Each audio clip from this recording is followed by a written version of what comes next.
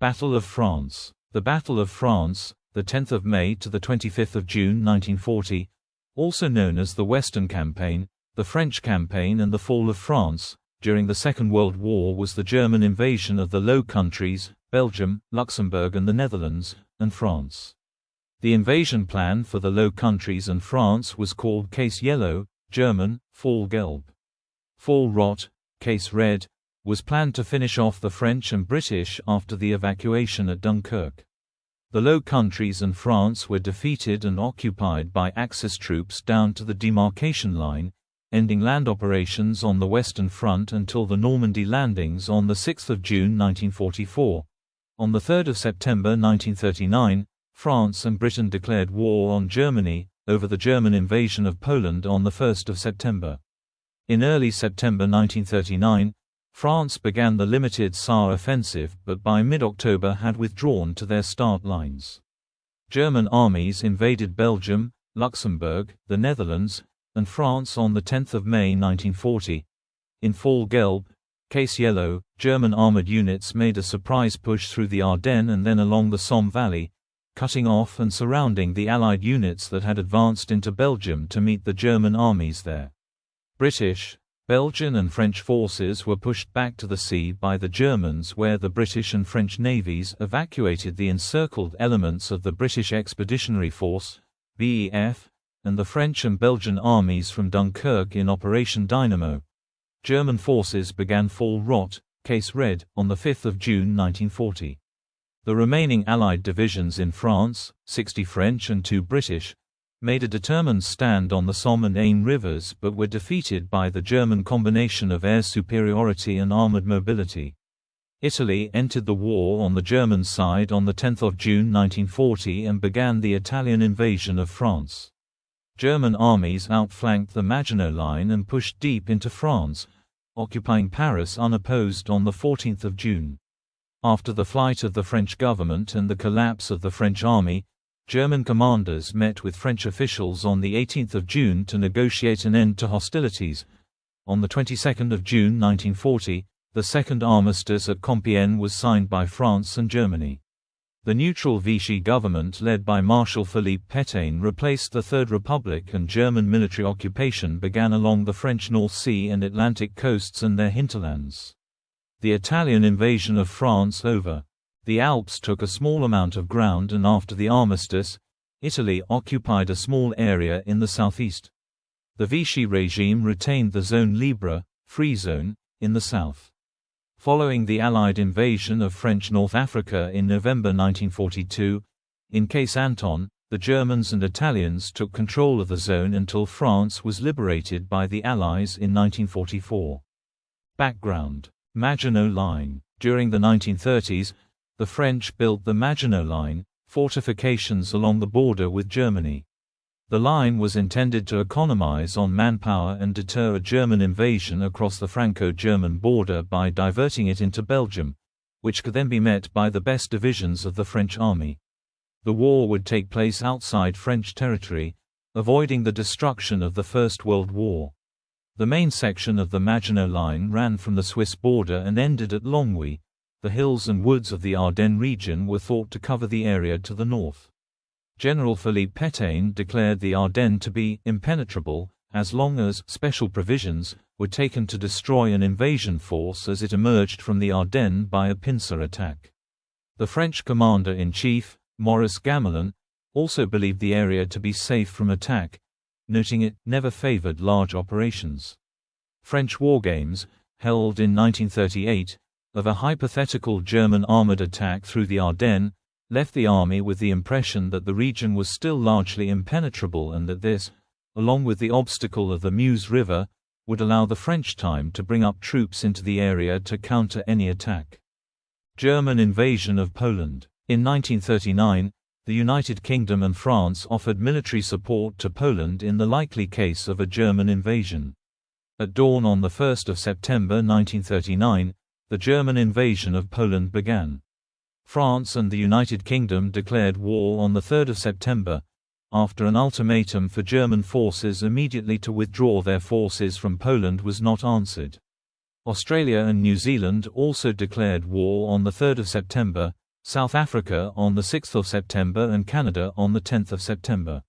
While British and French commitments to Poland were met politically, the Allies failed to fulfill their military obligations to Poland, later called the Western Betrayal by the Poles. The possibility of Soviet assistance to Poland had ended with the Munich Agreement of 1938, after which the Soviet Union and Germany eventually negotiated the Molotov-Ribbentrop Pact, which included an agreement to partition Poland. The Allies settled on a long war strategy in which they would complete the rearmament plans of the 1930s while fighting a defensive land war against Germany and weakening its war economy with a trade blockade, ready for an eventual invasion of Germany. Phoney War. On the 7th of September, in accordance with the Franco-Polish alliance, France began the Saar offensive with an advance from the Maginot Line 5 kilometers, 3 miles, into the Saar.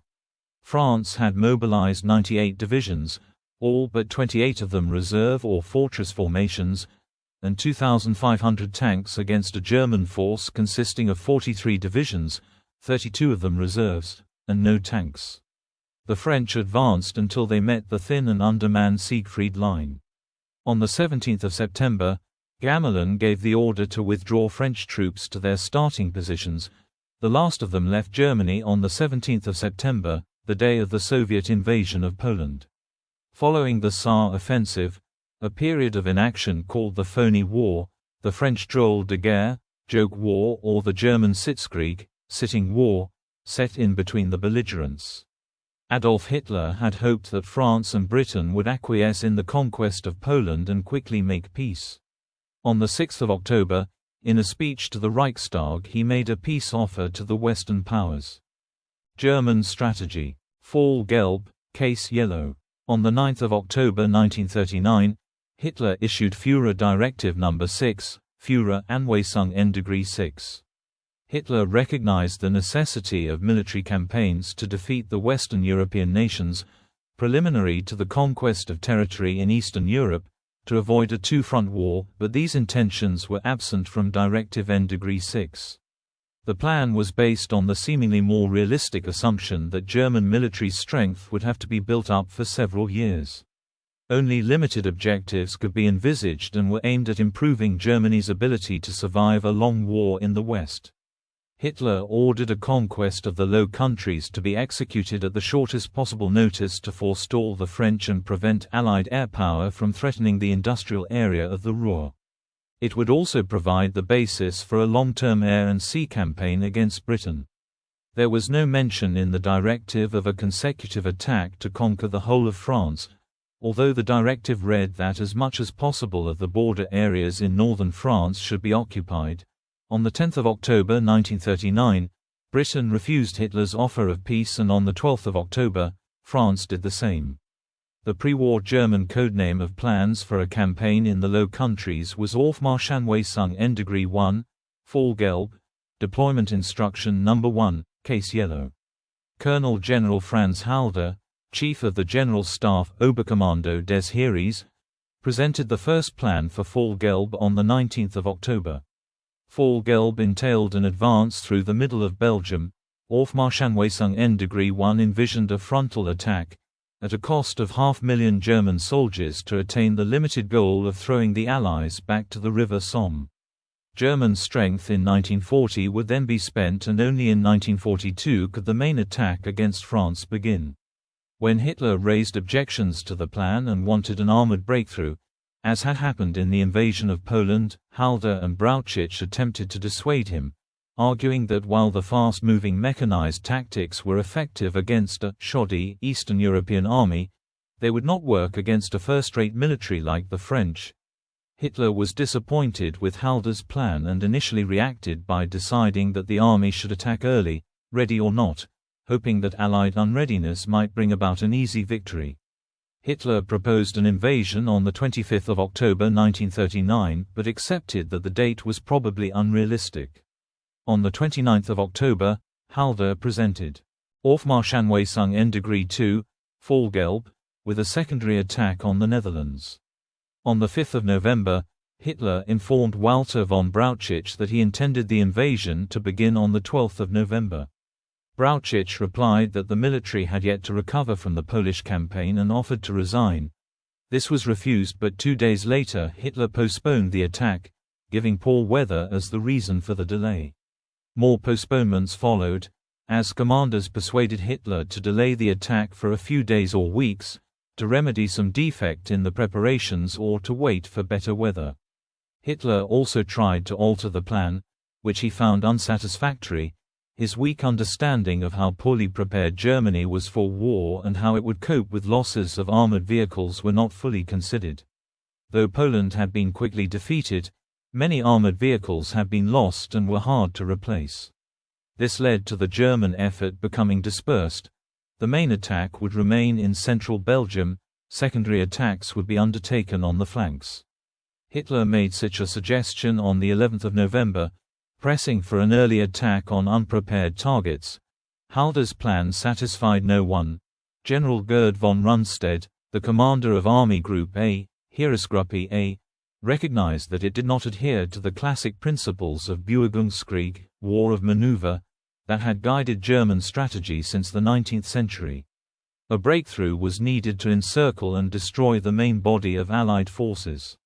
The most practical place to achieve this would be in the region of Sedan, which lay in the sector of Army Group A. On the 21st of October, Rundstedt agreed with his Chief of Staff, Generalleutnant Erich von Manstein, that an alternative operational plan to reflect these principles was needed, by making Army Group A as strong as possible at the expense of Army Group B to the north. Manstein Plan. While Manstein was formulating new plans in Koblenz, Generalleutnant Heinz Guderian, commander of the 19th Army Corps, was lodged in a nearby hotel. Manstein was initially considering a move north from Sedan, directly in the rear of the main Allied mobile forces in Belgium. When Guderian was invited to contribute to the plan during informal discussions, he proposed that most of the Panzerwaffe should be concentrated at Sedan. This concentration of armor would advance to the west to the English Channel, without waiting for the main body of infantry divisions. This might lead to a strategic collapse of the enemy, avoiding the relatively high number of casualties normally caused by a Kesselschlacht, cauldron battle. Such a risky independent use of armor had been widely discussed in Germany before the war, but OKH doubted such an operation could work. Manstein's general operational ideas won immediate support from Guderian, who understood the terrain, having experienced the conditions with the German army in 1914 and 1918. Manstein wrote his first memorandum outlining the alternative plan on the 31st of October. In it he avoided mentioning Guderian and played down the strategic part of the armored units, to avoid unnecessary resistance. 6 more memoranda followed between the 31st of October 1939 and the 12th of January 1940, each becoming more radical.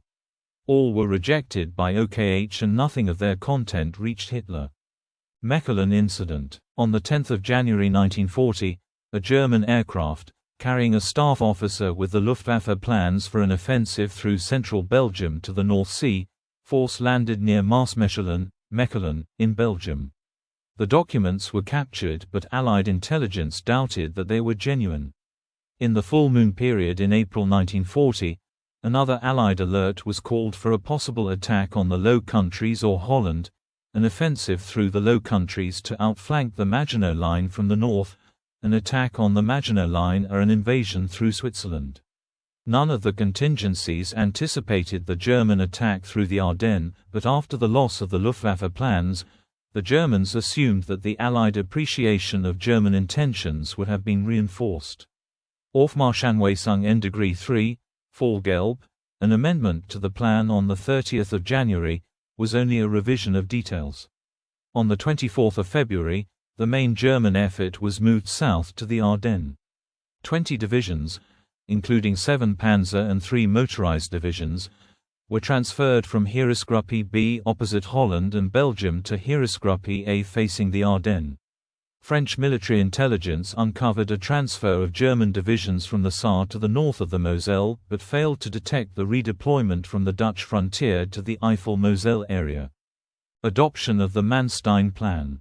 On the 27th of January, Manstein was sacked as Chief of Staff of Army Group A and appointed commander of an army corps in East Prussia.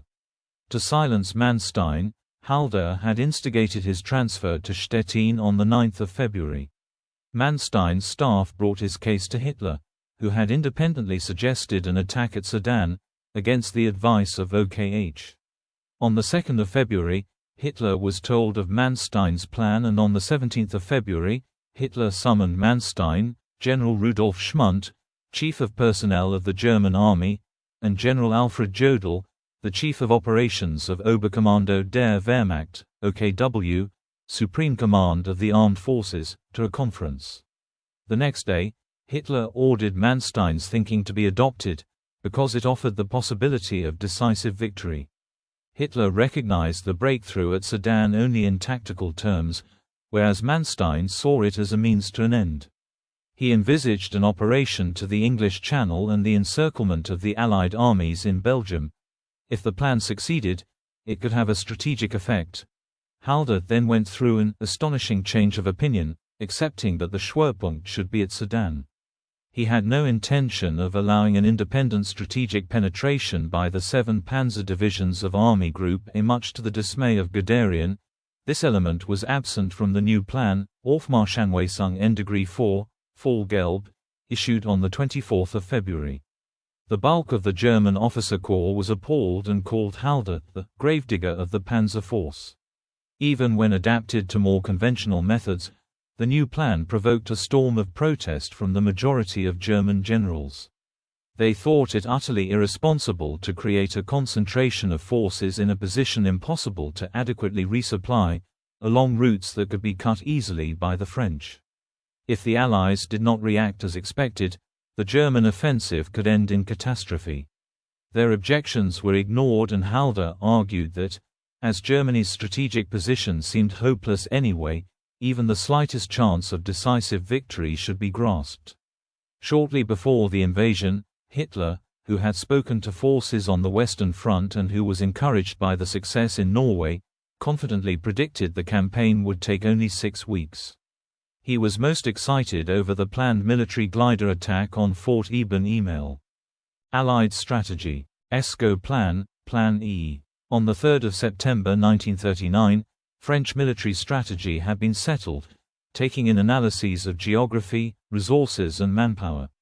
The French army would defend in the east, right flank, and attack on the west, left flank, by advancing into Belgium, to fight forward of the French frontier. The extent of the forward move was dependent on events, which were complicated when Belgium ended the Franco-Belgian Accord of 1920 after the German remilitarization of the Rhineland on 7 March 1936. The neutrality of the Belgian state was reluctant openly to cooperate with France, but information was communicated about Belgian defenses. By May 1940, there had been an exchange of the general nature of French and Belgian defense plans, but little coordination against a German offensive to the west, through Luxembourg and eastern Belgium.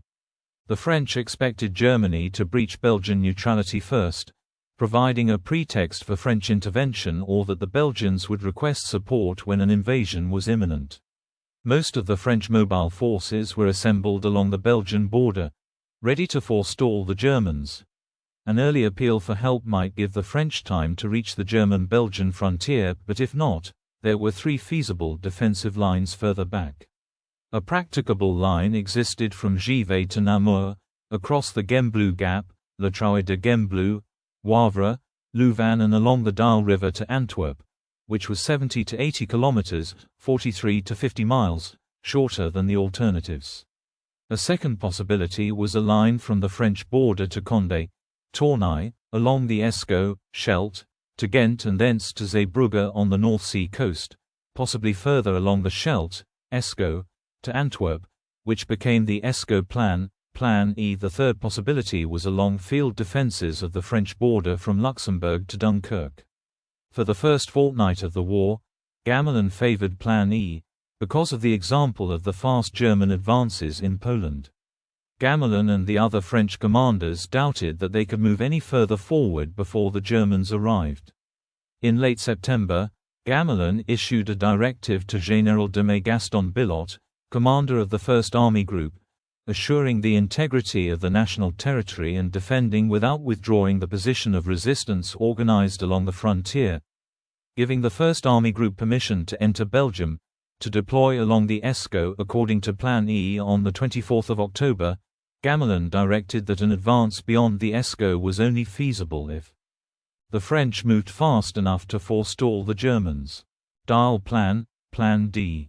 By late 1939, the Belgians had improved their defences along the Albert Canal and increased the readiness of the army. Gembloux and Grand Quartier Général, GQG, began to consider the possibility of advancing further than the Escaut. By November, GQG had decided that a defence along the Dyle line was feasible, despite the doubts of General Alphonse Georges, commander of the Northeastern Front, about reaching the Dyle before the Germans. The British had been lukewarm about an advance into Belgium, but Gembloux persuaded them. On 9 November, the Dyle Plan was adopted. On 17 November, a session of the Supreme War Council deemed it essential to occupy the Dyle line, and Gembloux issued a directive that day detailing a line from Givet to Namur, the Gembloux Gap, Wavre, Louvain and Antwerp. For the next 4 months, the Dutch and Belgian armies labored over the defences.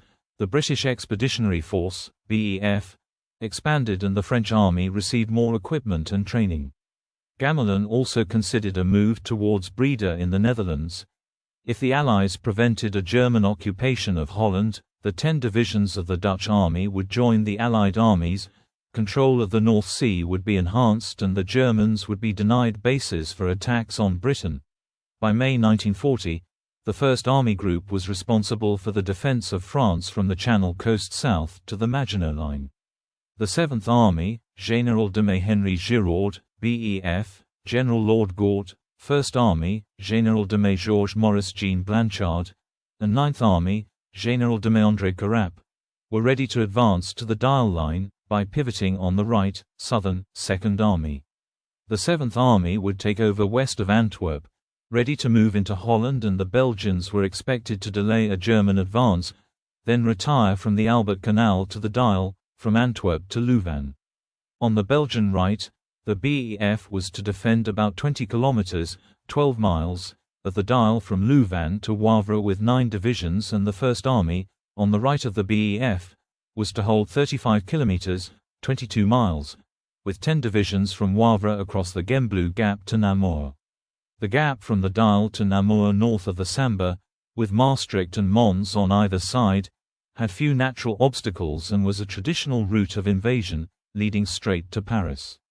The 9th Army would take post south of Namur, along the Meuse to the left, northern, flank of the 2nd Army. The 2nd Army was the right, eastern, flank army of the 1st Army Group, holding the line from Pont-Bar 6 kilometers, 3.7 miles, west of Sedan to Longuyon.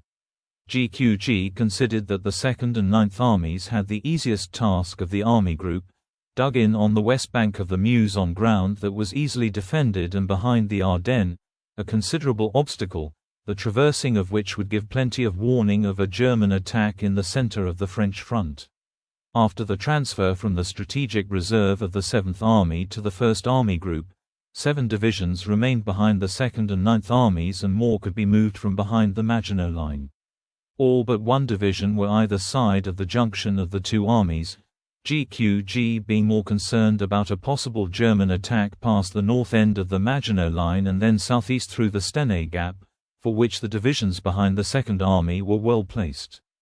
Breda variant. If the Allies could control the Scheldt estuary, supplies could be transported to Antwerp by ship and contact established with the Dutch army along the river. On 8 November, Gembloux directed that a German invasion of the Netherlands must not be allowed to progress around the west of Antwerp and gain the south bank of the Scheldt. The left flank of the 1st Army Group was reinforced by the 7th Army, containing some of the best and most mobile French divisions, which moved from the General Reserve by December. The role of the army was to occupy the south bank of the Scheldt and be ready to move into Holland and protect the estuary by holding the north bank along the Beveland Peninsula, now the Walcheren Zuid-Beveland Noord-Beveland Peninsula, in the Holland hypothesis. On 12 March 1940, Gamelin discounted dissenting opinion at GQG and decided that the 7th Army would advance as far as Breda, to link with the Dutch. Georges was told that the role of the 7th Army on the left flank of the Dyle maneuver would be linked to it, and Georges notified Billot that if it were ordered to cross into the Netherlands, the left flank of the army group was to advance to Tilburg if possible and certainly to Breda. The 7th Army was to take post between the Belgians and Dutch by passing the Belgians along the Albert Canal and then turning east, a distance of 175 kilometers, 109 miles, when the Germans were only 90 kilometers, 56 miles, distant from Breda. On the 16th of April, Gamelin also made provision for a German invasion of the Netherlands but not Belgium, by changing the deployment area to be reached by the 7th Army.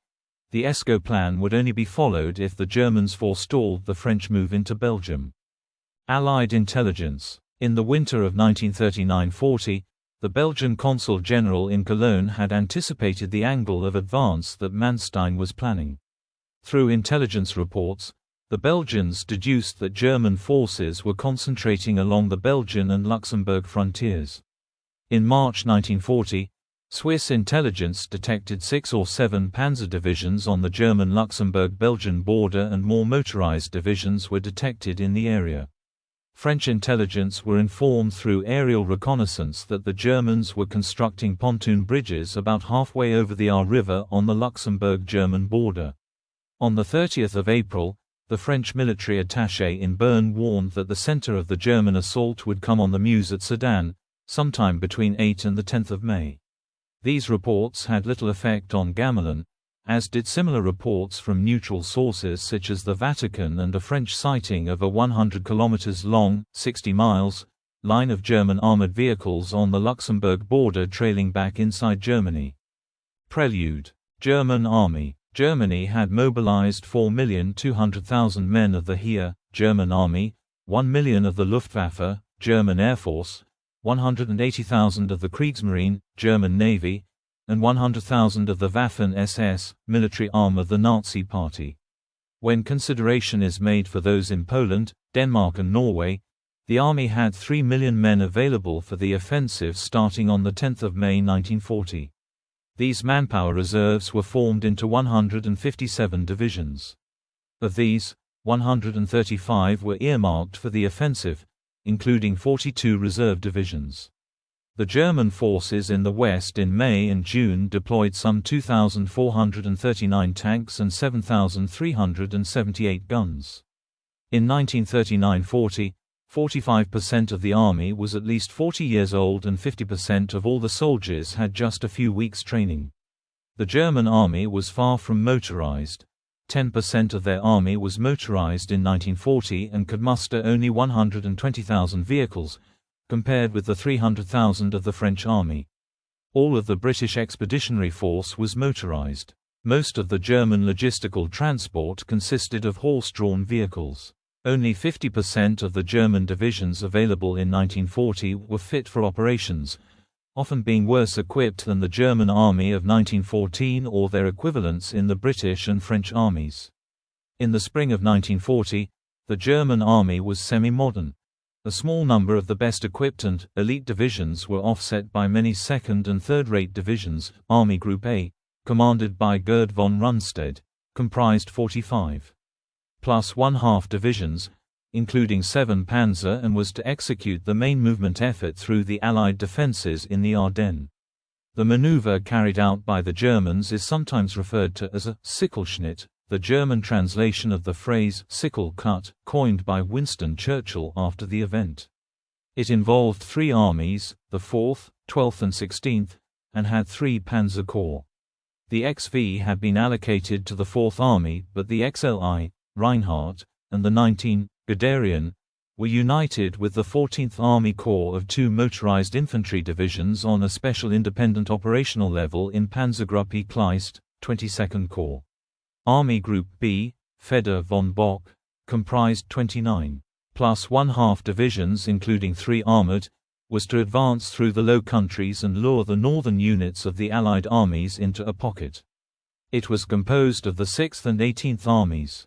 Army Group C, General Wilhelm Ritter von Lieb, comprising 18 divisions of the 1st and 7th Armies, was to prevent a flanking movement from the east and with launching small holding attacks against the Maginot Line and the Upper Rhine.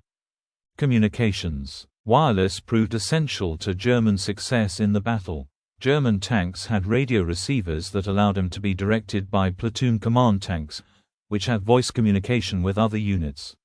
Wireless allowed tactical control and far quicker improvisation than the opponent.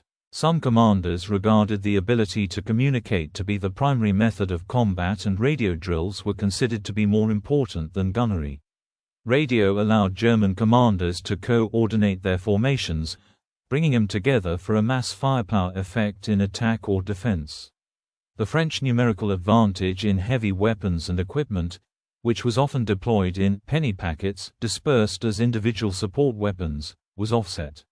Most French tanks also lacked radio, and orders between infantry units were typically passed by telephone or verbally. The German communication system permitted a degree of communication between air and ground forces. Attached to panzer divisions were the Fliegerleittruppen, tactical air control party troops, in wheeled vehicles. There were too few SD, KFZ, 251 command vehicles for all of the army, but the theory allowed the army in some circumstances to call Luftwaffe units to support an attack.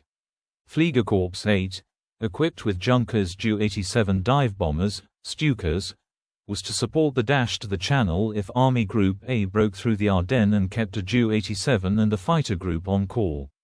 On average, they could arrive to support armored units within 45 to 75 minutes of orders being issued. Tactics. The German army conducted combined arms operations of mobile offensive formations, with well-trained artillery, infantry, engineer and tank formations, integrated into panzer divisions. The elements were united by wireless communication, which enabled them to work together at a quick tempo and exploit opportunities faster than the Allies. Panzer divisions could conduct reconnaissance, advance to contact or defend and attack vital positions and weak spots. Captured ground would be occupied by infantry and artillery as pivot points for further attacks.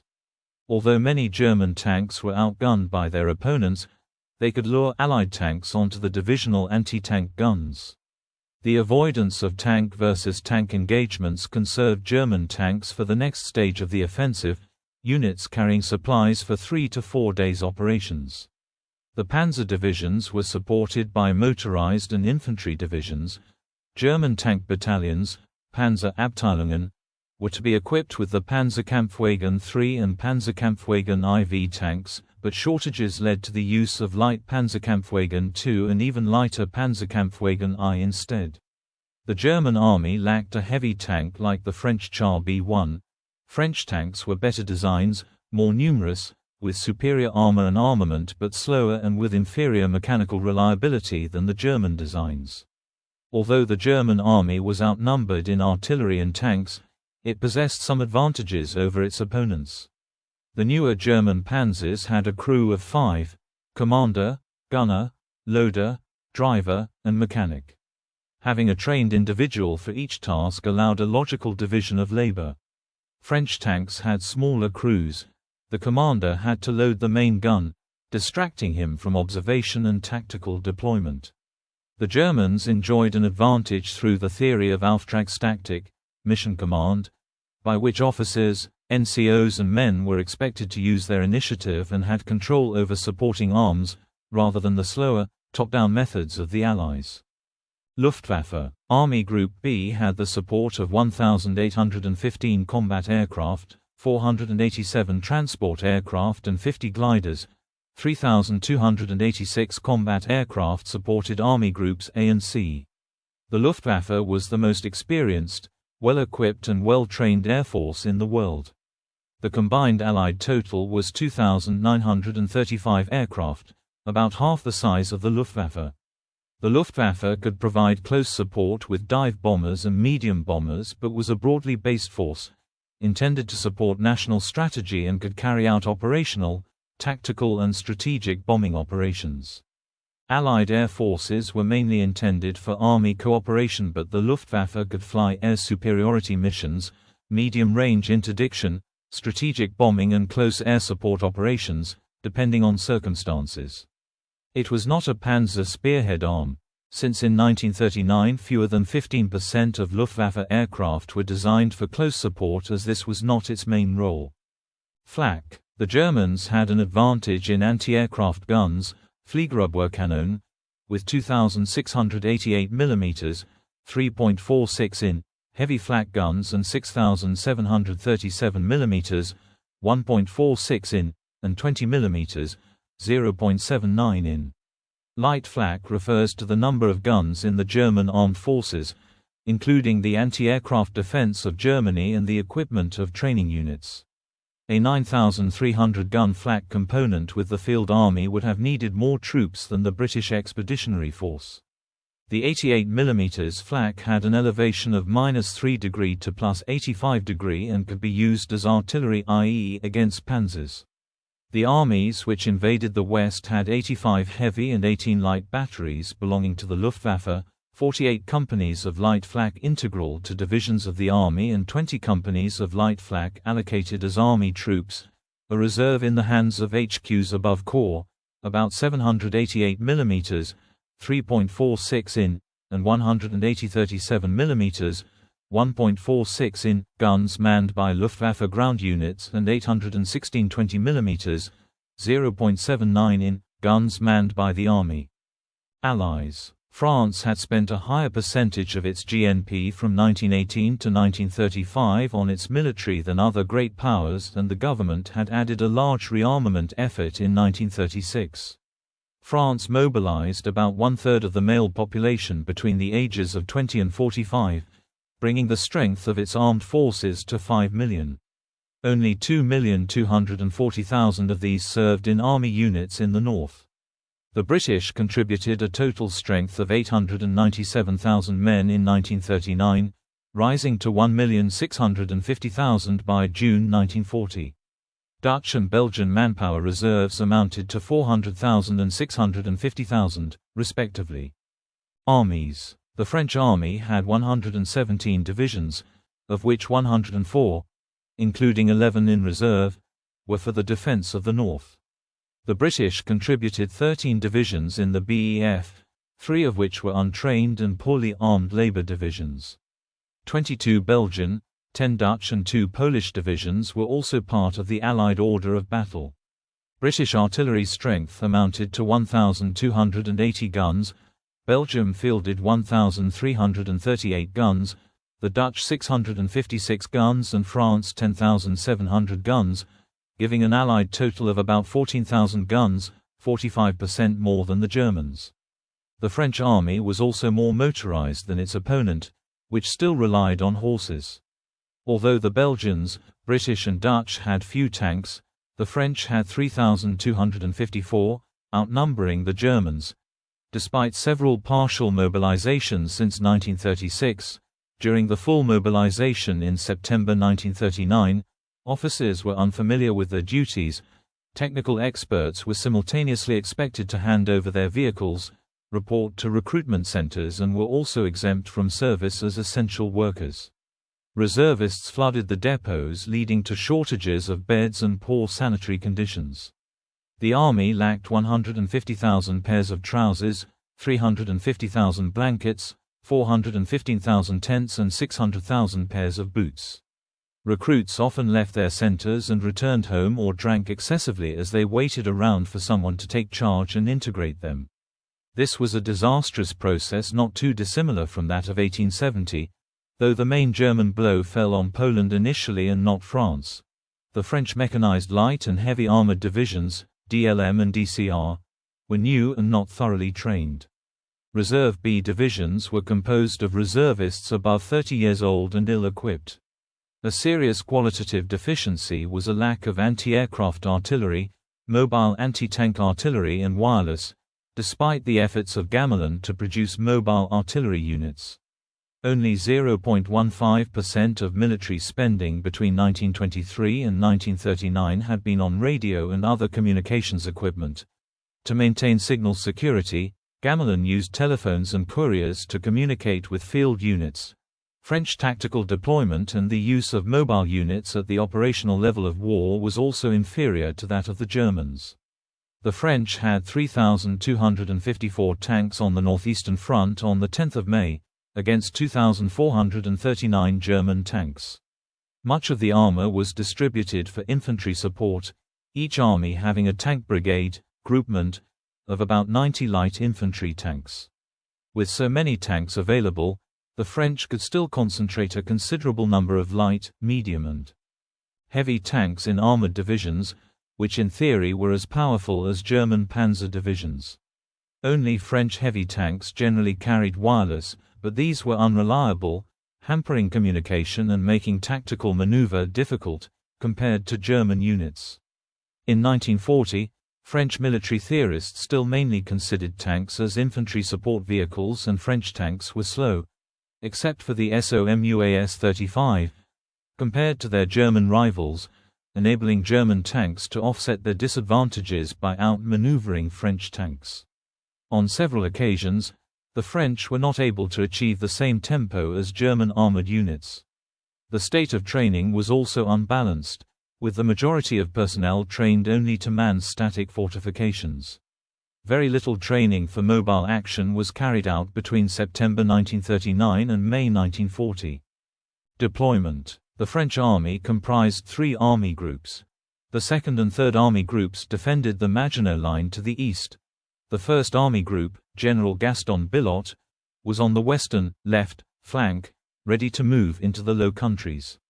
Initially positioned on the left flank near the coast, the 7th Army, reinforced by a Division Légère Mécanique, DLM, Mechanized Light Division, was intended to move to the Netherlands via Antwerp. To the south of the 7th Army were the motorized divisions of the BEF, which would advance to the Dyle line on the right flank of the Belgian Army, from Louvain, to Wavre. The 1st Army, reinforced by 2 DLM and with a Division Cuirassé, DCR, armored division, in reserve, would defend the Gembloux gap between Wavre and Namur. The southernmost army involved in the move forward into Belgium was the French 9th Army, which had to cover the Meuse sector between Namur to the north of Sedan. Gort expected to have 2 or 3 weeks to prepare for the Germans to advance 100 kilometers, 60 miles, to the Dyle, but the Germans arrived in 4 days. The 2nd Army was expected to form the hinge of the movement and remain entrenched. It was to face the elite German armored divisions in their attack at Sedan. It was given low priority for manpower, anti-aircraft and anti-tank weapons and air support, consisting of 5 divisions. 2 were over-age reservist Serie B divisions and the 3rd North African Division. Considering their training and equipment, they had to cover a long front and formed a weak point of the French defense system. GQG had anticipated that the Ardennes forest would be impassable to tanks, even though Belgian army and French intelligence warned them of long armor and transport columns crossing the Ardennes and being stuck in a huge traffic jam for some time. French war games in 1937 and 1938 had shown that the Germans could penetrate the Ardennes. Carap called it idiocy to think that the enemy could not get through. Gamelin ignored the evidence, as it was not in line with his strategy. Air Forces. The Armée de l'Air had 1,562 aircraft, RAF Fighter Command 680 and RAF Bomber Command could contribute about 392 aircraft. Some Allied types, like the Fairey Battle, were approaching obsolescence. In the fighter force, only the British Hawker Hurricane, the US Curtiss Hawk 75 and the De Woitijn D520 were a match for the German Messerschmitt Bf 109, the D520 being more maneuverable although being slightly slower. On the 10th of May 1940, only 36 D520s had been delivered. The Allies outnumbered the Germans in fighter aircraft, with 81 Belgian, 261 British and 764 French fighters, 1,106, against 836 German Bf 109s. The French and British had more aircraft in reserve. In early June 1940, the French aviation industry was producing a considerable number of aircraft, with an estimated reserve of nearly 2,000, but a chronic lack of spare parts crippled this fleet. Only about 599, 29%, were serviceable, of which 170 were bombers. The Germans had 6 times more medium bombers than the French. Despite its disadvantages, the Armée de l'Air performed far better than expected, destroying 916 enemy aircraft in air-to-air combat, a kill ratio of 2.35:1. Almost a third of the French victories were accomplished by French pilots flying the Curtiss Hawk 75, which accounted for 12.6% of the French single-seat fighter force. Anti-aircraft defense. In addition to 580 13mm, 0.5 machine guns assigned to civilian defense, the French army had 1,152 25mm, 0.98 anti-aircraft guns, with 220mm, 0.79 autocannon in the process of delivery and 688 75mm, 2.95 guns and 24 90mm, 3.54 guns, the latter having problems with barrel wear. There were also 41st World War vintage 105mm, 4.1 anti-aircraft guns available. The BEF had 10 regiments of QF 3.7 94mm heavy anti-aircraft guns, the most advanced in the world, and 7 +1/2 regiments of Bofors 40mm light anti-aircraft guns, about 300 heavy and 350 light anti-aircraft guns. The Belgians had 2 heavy anti-aircraft regiments and were introducing Bofors guns for divisional anti-aircraft troops. The Dutch had 84 75mm, 2.95 39 elderly 60mm, 2.36 7 100mm, 3.9 232 20mm, 0.79 40mm, 1.57 anti-aircraft guns, and several hundred First World War vintage Spandau M25 machine guns on anti-aircraft mountings. Battle. Northern Front. At 2100 on 9 May, the code word Danzig was relayed to all German army divisions, beginning Fall Gelb. Security was so tight that many officers, due to the constant delays, were away from their units when the order was sent. German forces occupied Luxembourg virtually unopposed. Army Group B launched its feint offensive during the night into the Netherlands and Belgium.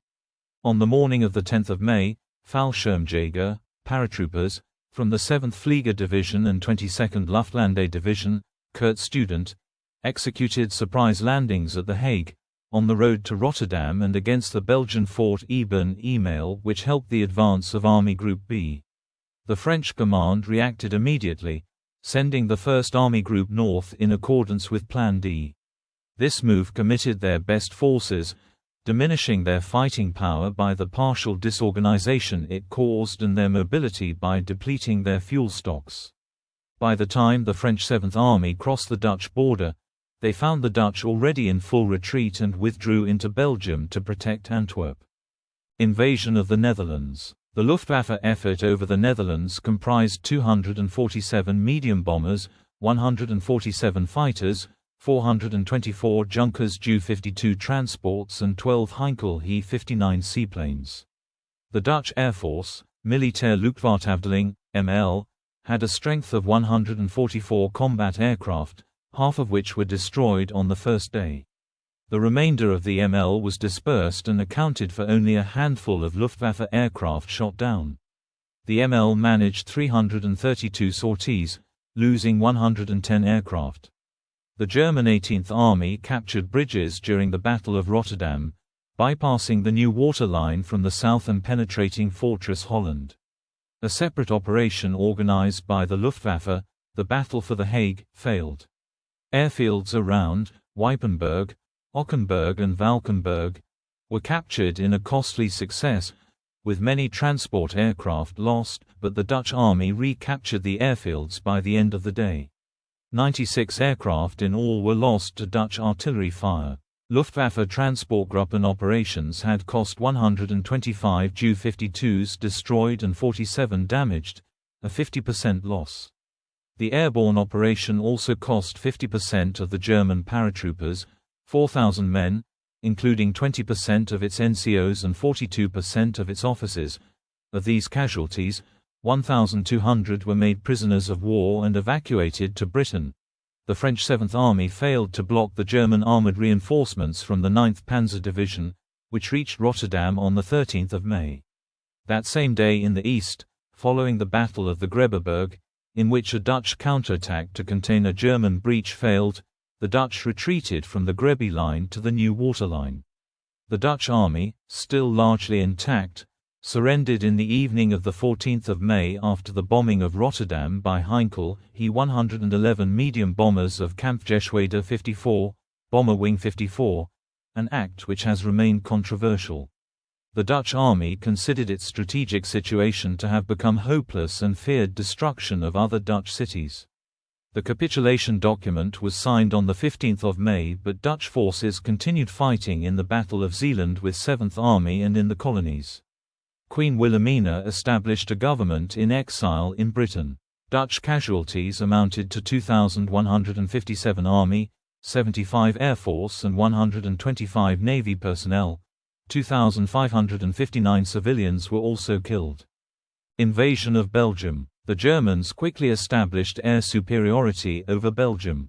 Having completed thorough photographic reconnaissance, they destroyed 83 of the 179 aircraft of the Aéronautique Militaire within the first 24 hours of the invasion.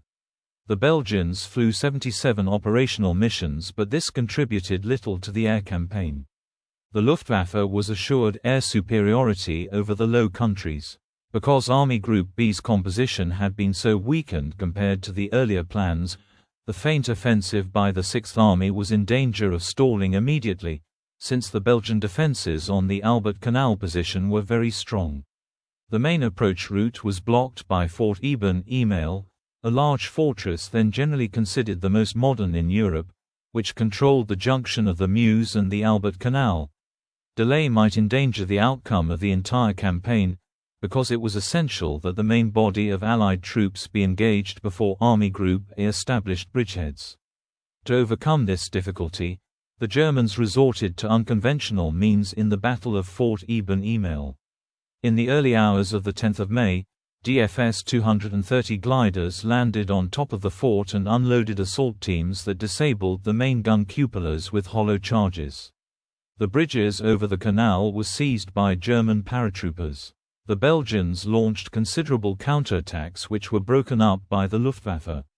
Shocked by a breach in its defences just where they had seemed the strongest, the Belgian Supreme Command withdrew its divisions to the KW line 5 days earlier than planned. Similar operations against the bridges in the Netherlands, at Maastricht, failed. All were blown up by the Dutch and only one railway bridge was taken, which held up the German armour on Dutch territory for a short time. The BEF and the French First Army were not yet entrenched, and the news of the defeat on the Belgian border was unwelcome. The Allies had been convinced Belgian resistance would have given them several weeks to prepare a defensive line at the Gembloux Gap. The XVI Panzerkorps, General Erich Herpner, consisting of the 3rd Panzer Division and the 4th Panzer Division, was launched over the newly captured bridges in the direction of the Gembloux Gap. This seemed to confirm the expectations of the French Supreme Command that the German Schwerpunkt, point of main effort, center of gravity, would be at that point. Gembloux was located between Wavre and Namur, on flat, ideal tank terrain. It was also an unfortified part of the Allied line. To gain time to dig in there, René Priou, commanding the cavalry corps of the French First Army, sent the 2nd DLM and 3rd DLM towards the German armour at Hannut, east of Gembloux. They would provide a screen to delay the Germans and allow sufficient time for the First Army to dig in. Battles of Hannut and Gembloux. The Battle of Hannut, the 12th to the 13th of May, was the largest tank battle yet fought, with about 1,500 armoured fighting vehicles involved. The French knocked out about 160 German tanks for a loss of 105 machines, including 30 Saumur S-35 tanks. The Germans were left in control of the battlefield after the French made a planned withdrawal and were able to repair many of their knocked-out tanks. The net German loss amounted to 20 tanks of the 3rd Panzer Division and 29 of the 4th Panzer Division. Prelude had achieved a tactical and operational success for the French by fulfilling his objective of delaying the panzer divisions until the First Army had time to arrive and dig in. The German attack had engaged the First Army to the north of Sedan, which was the most important objective that Herpner had to achieve, but had failed to forestall the French advance to the Dyle or to destroy the First Army. On the 14th of May, having been held up at Hannut, Herpner attacked again, against orders, in the Battle of Gembloux. This was the only occasion when German tanks frontally attacked a fortified position during the campaign. The 1st Moroccan Division repulsed the attack and another 42 tanks of the 4th Panzer Division were knocked out, 26 being written off. This second French defensive success was nullified by events further south at Sedan. Central Front. Ardennes. The advance of Army Group A was to be delayed by Belgian motorized infantry and French mechanized cavalry divisions, DLC, Divisions Légers de Cavalerie, advancing into the Ardennes. The main resistance came from the Belgian 1st Chasseurs Ardennais, the 1st Cavalry Division, reinforced by engineers, and the French 5e Division Légers de Cavalerie, 50 LC. The Belgian troops blocked roads, held up the 1st Panzer Division at Boudange for about 8 hours and then retired northwards too quickly for the French, who had not arrived. The Belgian barriers proved ineffective when not defended. German engineers were not disturbed as they dismantled the obstacles.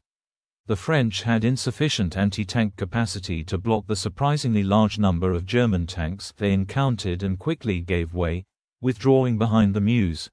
The German advance was hampered by the number of vehicles trying to force their way along the poor road network.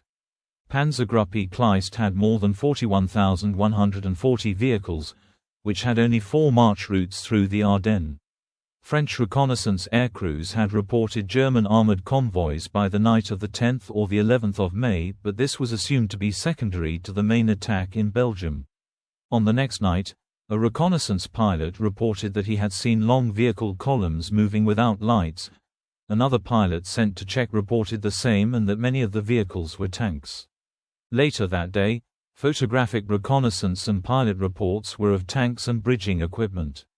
On the 13th of May, Panzergruppe Kleist caused a traffic jam about 250 kilometers, 160 miles, long from the Meuse to the Rhine on one route. While the German columns were sitting targets, the French bomber force attacked the Germans in northern Belgium during the Battle of Maastricht and had failed with heavy losses. In 2 days, the bomber force had been reduced from 135 to 72. On the 11th of May, Gamelin ordered reserve divisions to begin reinforcing the Meuse sector. Because of the danger the Luftwaffe posed, movement over the rail network was limited to nighttime, slowing the reinforcement. The French felt no sense of urgency, as they believed the build-up of German divisions would be correspondingly slow. The French army did not conduct river crossings unless assured of heavy artillery support. While they were aware that the German tank and infantry formations were strong, they were confident in their strong fortifications and artillery superiority. The capabilities of the French units in the area were dubious. In particular, their artillery was designed for fighting infantry and they were short of anti-aircraft and anti-tank guns. The German advance forces reached the Meuse line late in the afternoon of the 12th of May. To allow each of the 3 armies of Army Group A to cross, 3 bridgeheads were to be established, at Sedan in the south, Montfermeil to the northwest and Dinant further north. The first German units to arrive hardly had local numerical superiority. The German artillery had an average of 12 rounds per gun per day, while French artillery had 30 rounds per gun per day. Battle of Sedan. At Sedan, the Meuse line consisted of a strong defensive belt 6 kilometers (3 plus half a mile) deep, laid out according to the modern principles of zone defense on slopes overlooking the Meuse Valley. It was strengthened by 103 pillboxes, manned by the 147th Fortress Infantry Regiment. Deeper positions were held by the 55th Infantry Division, a Grade B reserve division. On the morning of the 13th of May, the 71st Infantry Division was inserted to the east of Sedan, allowing the 55th Infantry Division to narrow its front by a third and deepen its position to over 10 kilometers, 6 miles. The division had a superiority in artillery to the German units present. On 13 May, Panzergruppe Kleist forced 3 crossings near Sedan, executed by the 1st Panzer Division, 2nd Panzer Division and 10th Panzer Division. These groups were reinforced by the elite infantry regiment Grossdeutschland. Instead of slowly massing artillery as the French expected, the Germans concentrated most of their air power, lacking artillery, on smashing a hole in a narrow sector of the French lines by carpet bombing and dive bombing. Guderian had been promised extraordinarily heavy air support during a continual 8-hour air attack, from 8 a.m. until dusk. The Luftwaffe executed the heaviest air bombardment the world had yet witnessed and the most intense by the Germans during the war. 2 Sturzkampfgeschwader, dive bomber wings, attacked, flying 300 sorties against French positions. A total of 3,940 sorties were flown by 9 Kampfgeschwader, bomber groups. Some of the forward pillboxes were undamaged and the garrisons repulsed the crossing attempts of the 2nd Panzer Division and 10th Panzer Division. The morale of the troops of the 55th Infantry Division further back was broken by the air attacks and French gunners fled. The German infantry, at a cost of a few hundred casualties, penetrated up to 8 kilometers, 5.0 miles, into the French defensive zone by midnight. Even by then, most of the infantry had not crossed. Much of this success was due to the actions of just 6 German platoons, mainly assault engineers. The disorder that had begun at Sedan spread further. At 1900 on 13 May, troops of the 295th Regiment of the 55th Infantry Division were holding the last prepared defensive line at the Bulsen Ridge 10 kilometers, 6 miles, behind the river. They were panicked by alarmist rumors that German tanks were already behind them and fled, creating a gap in the French defenses before any tanks had crossed the river. This panic of Bulsen also involved the divisional artillery. The Germans had not attacked their position and would not do so until 12 hours later, at 7:20 on 14 May. Recognizing the gravity of the defeat at Sedan, General Gaston-Henri Billot, commander of the 1st Army Group, whose right flank pivoted on Sedan, urged that the bridges across the Meuse be destroyed by air attack. He was convinced that over them will pass either victory or defeat. That day, every available Allied light bomber was employed in an attempt to destroy the 3 bridges but lost about 44% of the Allied bomber strength for no result. Collapse on the Meuse. Guderian had indicated on 12 May that he wanted to enlarge the bridgehead to at least 20 kilometers, 12 miles. His superior, General Ewald von Kleist, ordered him, on behalf of Hitler, to limit his moves to a maximum of 8 kilometers, 5.0 miles, before consolidation. At 11:45 on 14 May, Rundstedt confirmed this order, which implied that the tank units should now start to dig in. Guderian was able to get Kleist to agree on a form of words for reconnaissance in force, by threatening to resign and behind-the-scenes intrigues. Guderian continued the advance, despite the halt order. In the original Manstein plan, as Guderian had suggested, secondary attacks would be carried out to the southeast, in the rear of the Maginot line. This would confuse the French command and occupy ground where French counter-offensive forces would assemble. This element had been removed by Halder, but Guderian sent the 10th Panzer Division and Infantry Regiment Grossdeutschland south over the Stonne Plateau. The commander of the French Second Army, General Charles Hunziger, intended to carry out a counterattack at the same spot by the 3E Division Cuirassiers, 3E DCR, 3rd Armored Division. The intended attack would eliminate the bridgehead. Both sides attacked and counter-attacked from 15 to 17 May. Hunziger considered this at least a defensive success and limited his efforts to protecting the flank. Success in the Battle of Stonne and the recapture of Bulsen would have enabled the French to defend the high ground overlooking Sedan and bombard the bridgehead with observed artillery fire, even if they could not take it. Stonne changed hands 17 times and fell to the Germans for the last time on the evening of 17 May. Guderian turned the 1st Panzer Division and the 2nd Panzer Division westwards on 14 May, which advanced swiftly down the Somme Valley towards the English Channel. On 15 May, Guderian's motorized infantry fought their way through the reinforcements of the new French 6th Army in their assembly area west of Sedan, undercutting the southern flank of the French 9th Army. The 9th Army collapsed and surrendered en masse. The 102nd Fortress Division, its flanks unsupported, was surrounded and destroyed on 15 May at the Monthermé bridgehead by the 6th Panzer Division and 8th Panzer Division without air support. The French 2nd Army had also been seriously damaged. The 9th Army was also giving way because they did not have time to dig in, as Erwin Rommel had broken through French lines within 24 hours of the battle's beginning.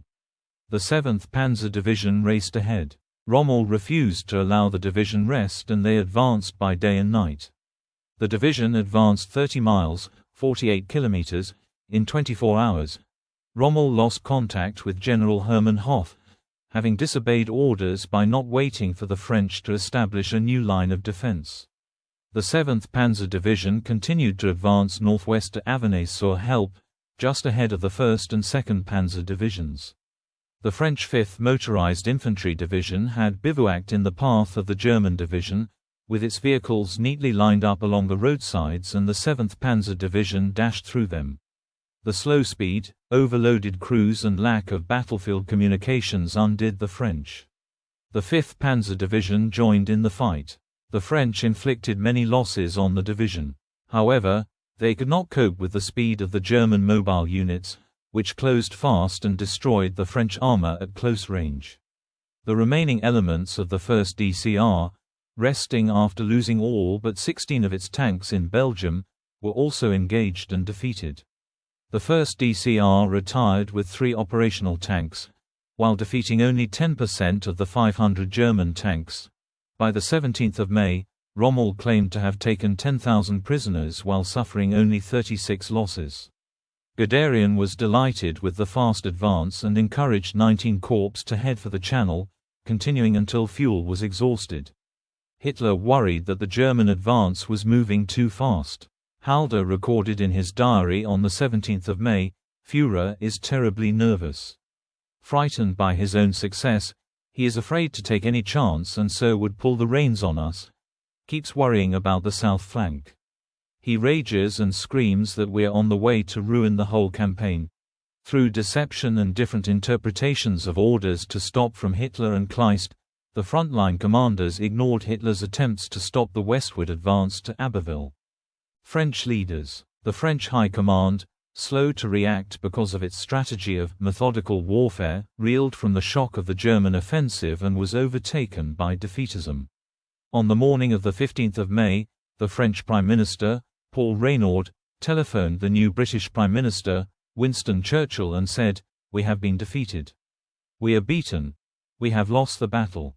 Churchill, attempting to offer some comfort to Reynaud, reminded him of all the times the Germans had broken through the Allied lines in the First World War only to be stopped, but Reynaud was inconsolable.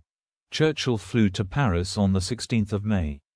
He immediately recognized the gravity of the situation when he observed that the French government was already burning its archives and was preparing for an evacuation of the capital. In a somber meeting with the French commanders, Churchill asked General Gamelin, "Where is the strategic reserve?" referring to the reserve that had saved Paris in the First World War. Gamelin replied, "Aucune." After the war, Gamelin claimed he said, "There is no longer any." Churchill later described hearing this as the most shocking moment in his life. Churchill asked Gamelin where and when the general proposed to launch a counterattack against the flanks of the German Bulge. Gamelin simply replied, "Inferiority of numbers, inferiority of equipment, inferiority of methods." Allied counter-attacks. Some of the best Allied units in the north had seen little fighting. Had they been kept in reserve, they might have been used in a counterattack. Pre-war General Staff studies had concluded that the main reserves were to be kept on French soil to resist an invasion of the Low Countries.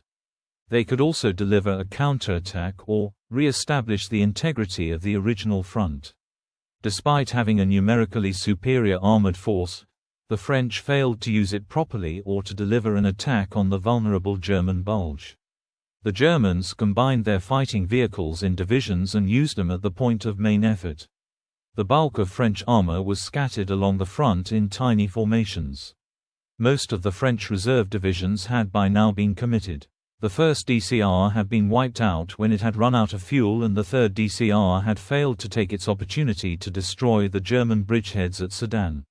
The only armored division still in reserve, the 2nd DCR, was to attack on the 16th of May west of Saint-Quentin, Aisne.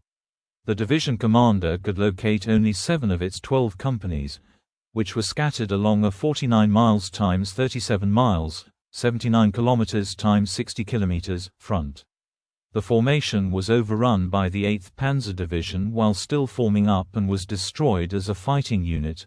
The 4th DCR, led by de Gaulle, attempted to launch an attack from the south at Montcornet, where Guderian had his corps headquarters and the 1st Panzer Division had its rear services. During the Battle of Montcornet, the French would manage to brush aside the unsuspecting Germans, catching Guderian off guard. Faced with such a threat, a hastily improvised defense was established while Guderian rushed up the 10th Panzer Division to threaten de Gaulle's flank. This flank pressure and dive bombing by Fliegerkorps 8, General Wolfram von Richthofen, broke up the attack. French losses on the 17th of May amounted to 32 tanks and armored vehicles, but the French had inflicted much greater casualties on the Germans. On the 19th of May, after receiving reinforcements and commandeering nearby units, de Gaulle attacked again. In spite of the 10th Panzer Division's arrival, the French would pierce the German defense, coming to within a mile of Guderian's headquarters before being checked, having lost 80 out of 155 vehicles. Fliegerkorps 8 relentlessly attacked the French armor, preventing them from capitalizing on their success and overrunning the Germans. Faced with increasingly stiffening German resistance, de Gaulle would ask for further reinforcements, requesting that 2 infantry divisions be brought forward to support his tanks. However, this plea was refused. With no help forthcoming, de Gaulle would finally be forced to retreat on the 20th of May, largely due to heavy German aerial attacks. The defeat of the 4th DCR and the disintegration of the French 9th Army was caused mainly by the Fliegerkorps, rather than German infantry and armor. The 4th DCR had achieved a measure of success, causing considerable delays to the German timetable and tying up enemy units, but the attacks on 17 and the 19th of May had only local effect.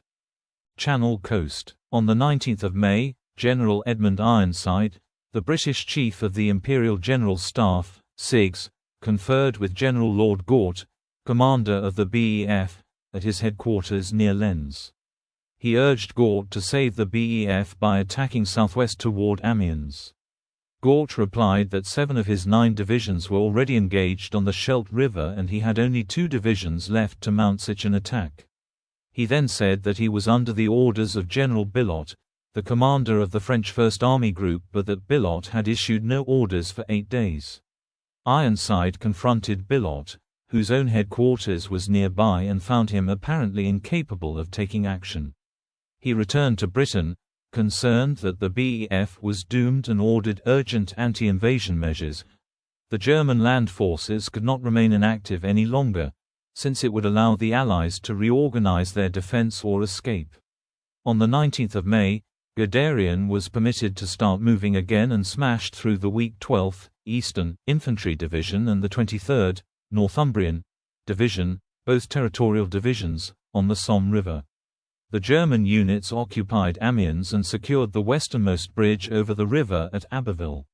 This move isolated the British, French, Dutch and Belgian forces in the north from their supplies. On the 20th of May, a reconnaissance unit from the 2nd Panzer Division reached Noyelles-sur-Mer, 100 kilometers, 62 miles, to the west of their positions on the 17th of May. From Noyelles, they were able to see the Somme estuary and the English Channel. A huge pocket, containing the Allied First Army Group, the Belgian, British and French 1st, 7th and 9th Armies, was created. Fliegerkorps 8 covered the dash to the Channel coast. Heralded as the finest hour of the Ju-87, Stuka. These units responded via an extremely efficient communication system to requests for support, which blasted a path for the army. The Ju-87s were particularly effective at breaking up attacks along the flanks of the German forces, breaking fortified positions and disrupting supply routes. Radio-equipped forward liaison officers could call upon the Stukas and direct them to attack Allied positions along the axis of advance. In some cases, the Luftwaffe responded to requests within 10 to 20 minutes. Oberstleutnant Hans Seidmann, the Fliegerkorps VII Chief of Staff, said that never again was such a smoothly functioning system for discussing and planning joint operations achieved. Closer examination reveals the Army had to wait 45 to 75 minutes for Ju-87 units and 10 minutes for Henschel H's 123s. Weygand Plan. On the morning of 20 May, Gembloux ordered the armies trapped in Belgium and northern France to fight their way south and link up with French forces attacking northwards from the Somme River. On the evening of 19 May, the French Prime Minister, Paul Reynaud, had sacked Gembloux and replaced him with Maxime Weygand, who claimed his first mission as commander-in-chief would be to get a good night's sleep. Gembloux's orders were cancelled and Weygand took several days during the crisis to make courtesy visits in Paris. Weygand proposed a counter-offensive by the armies trapped in the north combined with an attack by French forces on the Somme front. The new French Third Army Group, General Antoine-Marie Benoit Besson, the corridor through which Panzergruppe von Kleist had advanced to the coast was narrow, and to the north were the 3 DLMs and the BEF. To the south was the 4th DCR. Allied delays caused by the French change of command gave the German infantry divisions time to follow up and reinforce the Panzer corridor. Their tanks had also pushed further along the Channel coast. Weygand flew into the pocket on 21 May and met Billot, the commander of the First Army Group, and King Leopold III of Belgium. Leopold announced that the Belgian army could not conduct offensive operations, as it lacked tanks and aircraft, and that unoccupied Belgium had enough food for only 2 weeks. Leopold did not expect the BEF to endanger itself to keep contact with the Belgian army, but warned that if it persisted with the southern offensive, the Belgian army would collapse. Leopold suggested the establishment of a beachhead covering Dunkirk and the Belgian Channel ports. Gort doubted that the French could prevail. On 23 May, the situation was worsened by Billot being killed in a car crash, leaving the First Army Group leaderless for 3 days. He was the only Allied commander in the north briefed on the Weygand Plan. That day, the British decided to evacuate from the Channel ports. Only 2 local offensives, by the British and French in the north at Arras on 21 May and by the French from Cambrai in the south on 22 May, took place. Frankforce, Major General Harold Franklin, consisting of 2 divisions, had moved into the Arras area. Franklin was not aware of a French push north toward Cambrai, and the French were ignorant of a British attack towards Arras. Franklin assumed he was to relieve the Allied garrison at Arras and cut German communications in the vicinity. He was reluctant to commit the 5th Infantry Division and 50th, Northumbrian, Infantry Division, with the 3rd DLM providing flank protection, in a limited objective attack. Only 2 British infantry battalions and 2 battalions of the 1st Army Tank Brigade, with 58 Matilda I and 16 Matilda II tanks and an attached motorcycle battalion, took part in the main attack. The Battle of Arras achieved surprise and initial success against overstretched German forces but failed in its objective.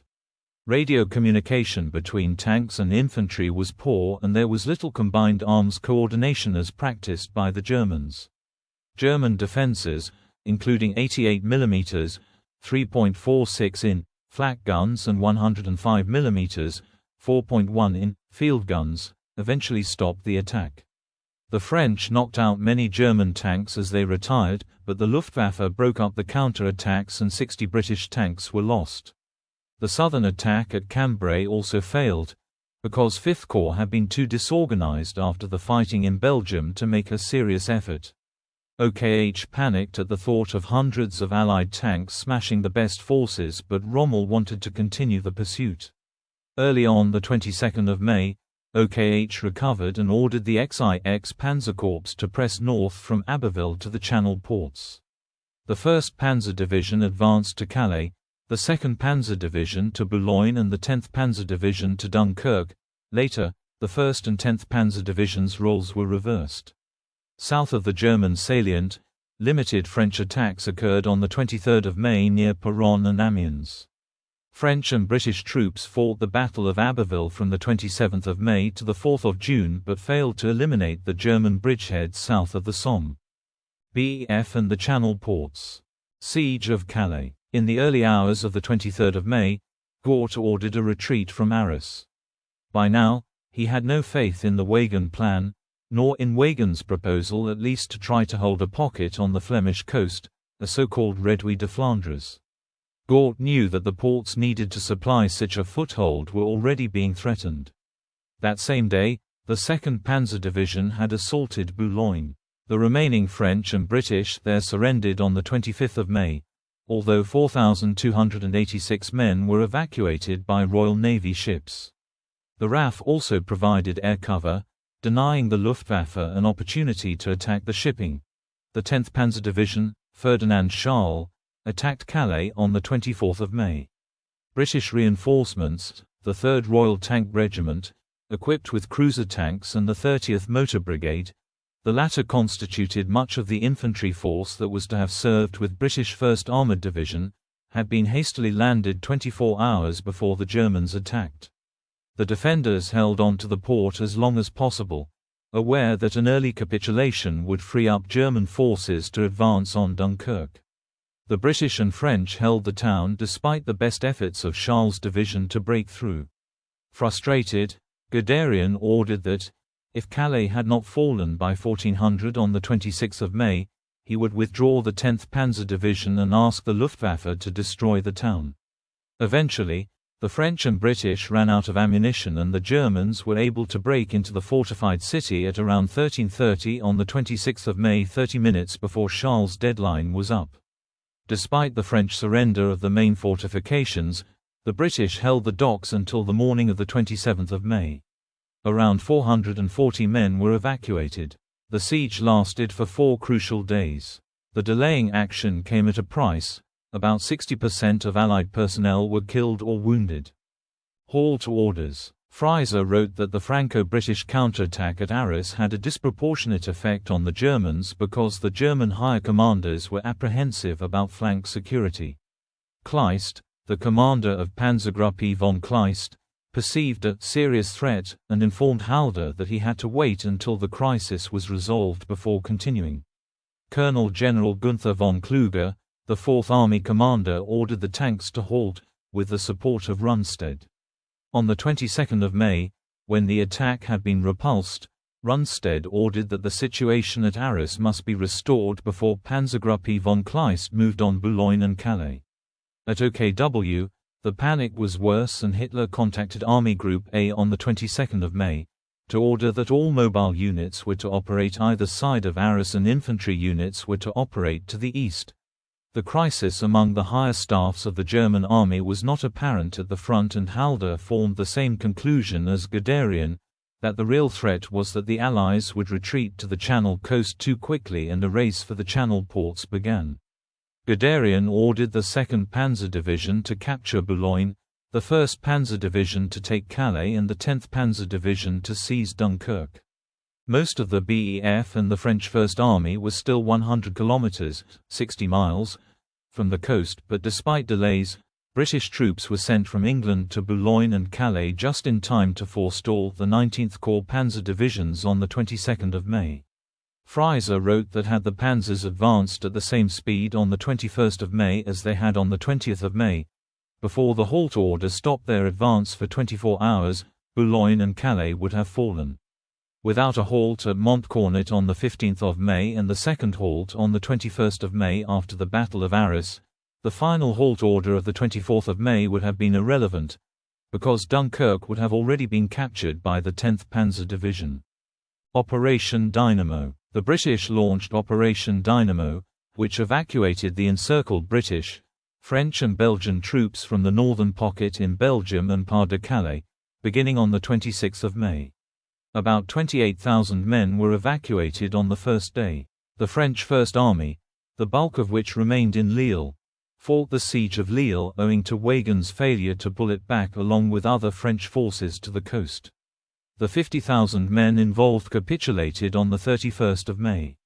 While the First Army was mounting its sacrificial defense at Lille, it drew German forces away from Dunkirk, allowing 70,000 Allied soldiers to escape. Total Allied evacuation stood at 165,000 on the 31st of May. The Allied position was complicated by Belgian King Leopold III's surrender on the 27th of May, which was postponed until the 28th of May. The gap left by the Belgian army stretched from Ypres to Dixmude. A collapse was averted at the Battle of Dunkirk, and 139,732 British and 139,097 French soldiers were evacuated by sea across the English Channel in Operation Dynamo. Between the 31st of May and the 4th of June, another 20,000 British and 98,000 French were saved. About 30,000 to 40,000 French soldiers of the rearguard remained to be captured. The total evacuated was 338,226, including 199,226 British and 139,000 French. During the Dunkirk battle, the Luftwaffe did its best to prevent the evacuation. It flew 1,882 bombing missions and 1,997 fighter sorties. British losses at Dunkirk made up 6% of their total losses during the French campaign, including 60 precious fighter pilots. The Luftwaffe failed in its task of preventing the evacuation but inflicted serious losses on the Allied forces. 89 merchantmen, of 126,518 GRT, were lost. The Navy lost 29 of its 40 destroyers sunk or seriously damaged. The Germans lost around 100 aircraft. The RAF lost 106 fighters. Other sources put Luftwaffe losses in the Dunkirk area at 240. Confusion still reigned. After the evacuation at Dunkirk, while Paris was enduring a short-lived siege, part of the 1st Canadian Infantry Division was sent to Brittany but was withdrawn after the French capitulation. The 1st Armoured Division under General Evans arrived in France in June and fought in the Battle of Abbeville. It did so without some of its infantry, which had earlier been diverted to the defence of Calais. At the end of the campaign, Erwin Rommel praised the staunch resistance of British forces, despite being under-equipped and without ammunition for much of the fighting. Fall rot. By the end of May 1940, the best and most modern French armies had been sent north and lost in the resulting encirclement. The French had also lost much of their heavy weaponry and their best armoured formations. Overall, the Allies had lost 61 divisions in Fall Gelb. Weygand was faced with the prospect of defending a long front, from Sedan to the Channel, with a greatly depleted French army now lacking significant Allied support. Weygand had only 64 French divisions and the 51st, Highland, Infantry Division available. Weygand lacked the reserves to counter a breakthrough or to replace frontline troops, should they become exhausted from a prolonged battle on a front of 965 kilometers, 600 miles. The Germans had 142 divisions and air supremacy, except over the English Channel. The French also had to deal with millions of civilian refugees fleeing the war in what became known as l'Exode, the Exodus. Automobiles and horse-drawn carts carrying possessions clogged roads. As the government had not foreseen such a rapid military collapse, there were few plans to cope. Between 6 and 10 million French fled, sometimes so quickly that they left uneaten meals on tables, even while officials stated that there was no need to panic and that civilians should stay. The population of Chartres dropped from 23,000 to 800 and Lille from 200,000 to 20,000, while cities in the south such as Pau and Bordeaux rapidly grew in population. Weygand Line. The Germans began their second offensive on the 5th of June on the Somme and the Aisne. During the next 3 weeks, far from the easy advance the Wehrmacht expected, they encountered strong resistance from a rejuvenated French army. The French armies had fallen back on their lines of supply and communications and were closer to repair shops, supply dumps and stores. About 112,000 French soldiers from Dunkirk were repatriated via the Normandy and Brittany ports, a partial substitute for the lost divisions in Flanders. The French were also able to make good a significant amount of their armored losses and raised the 1st and 2nd DCR, heavy armored divisions. The 4th DCR also had its losses replaced. Morale rose and was very high by the end of May 1940. Most French soldiers that joined the line only knew of German success by hearsay. French officers had gained tactical experience against German mobile units and had more confidence in their weapons after seeing that their artillery and tanks performed better than German armor. The French tanks were now known to have better armor and armament. Between 23 and 28 May, the French 7th and 10th Armies were reconstituted. Weygand decided to implement defense in depth and use delaying tactics to inflict maximum attrition on German units. Small towns and villages were fortified for all-round defense as tactical hedgehogs. Behind the front line, the new infantry, armored and half-mechanized divisions formed up, ready to counterattack and relieve the surrounded units, which were to hold out at all costs. The 47 divisions of Army Group B attacked either side of Paris with the majority of the mobile units. After 48 hours, the German offensive had not broken through. On the Aisne, the XVI Panzerkorps employed over 1,000 AFVs in 2 panzer divisions and a motorized division against the French. German offensive tactics were crude and Herpner soon lost 80 out of 500 AFVs in the first attack. The 4th Army captured bridgeheads over the Somme, but the Germans struggled to get over the Aisne. At Amiens, the Germans were repeatedly driven back by French artillery fire and realized that French tactics were much improved. The German army relied on the Luftwaffe to silence French artillery, to enable German infantry to inch forward. German progress was made only late on the 3rd day of operations, finally forcing crossings. The French Air Force, Armée de l'Air, attempted to bomb them but failed. German sources acknowledged the battle was hard and costly in lives, the enemy putting up severe resistance, particularly in the woods and tree lines, continuing the fight when our troops had pushed past the point of resistance. South of Abbeville, the French 10th Army, General Robert Altmaier, was forced to retreat to Rouen and then south over the Seine. The 7th Panzer Division forced the surrender of the British 51st Highland Division and the French 9th Corps on 12 June at Saint-Valery-en-Corps, then crossed the Seine River to race through Normandy, capturing the port of Cherbourg on 18 June. German spearheads were overextended and vulnerable to counterattack, but the Luftwaffe denied the French the ability to concentrate, and the fear of air attack negated their mass and mobility. On 10 June, Reynaud declared Paris an open city. The German 18th Army then deployed against Paris. The French resisted the approaches to the capital strongly, but the line was broken in several places. Weygand asserted it would not take long for the French army to disintegrate. On 13 June, Churchill attended a meeting of the Anglo-French Supreme War Council at Tours and suggested a Franco-British Union, but this was refused. On 14 June, Paris fell. Parisians who stayed in the city found that in most cases the Germans were extremely well mannered. The Luftwaffe gained air supremacy as the Armée de l'Air was brought to the verge of collapse. The French had only just begun to make the majority of bomber sorties. Between 5 and 9 June, during Operation Paula, over 1,815 sorties, 518 by bombers, were flown. The number of sorties declined as losses became impossible to replace. After 9 June, French aerial resistance virtually ceased.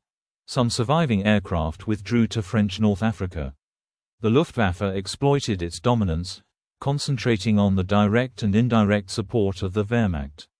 The Luftwaffe attacked lines of resistance, which then quickly collapsed under armored attack.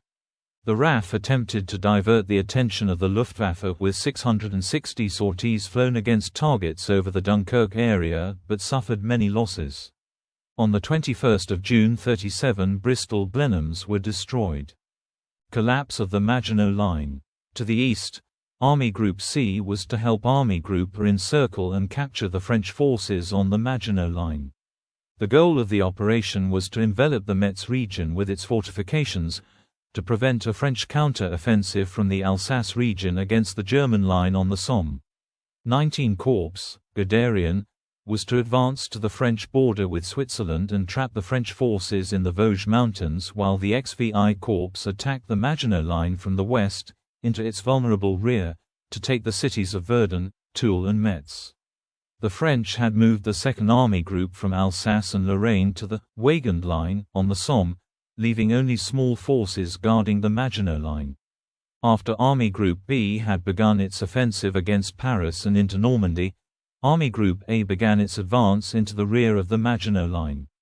On 15 June, Army Group C launched Operation Tiger, a frontal assault across the Rhine and into France. German attempts to break open or into the Maginot Line prior to Tiger had failed. One assault lasted for 8 hours on the extreme north of the line, costing the Germans 46 dead and 251 wounded for 2 French killed, one at Ferme Chappy and one at Fermont Fortress. On 15 June, the last well-equipped French forces, including the Fourth Army, were preparing to leave as the Germans struck. The French force now holding the line was exiguous. The Germans greatly outnumbered the French. They could call upon the I Army Corps of 7 divisions and 1,000 artillery pieces, although most were First World War vintage and could not penetrate the thick armor of the fortresses. Only 88 mm, 3.5 in, guns could do the job and 16 were allocated to the operation.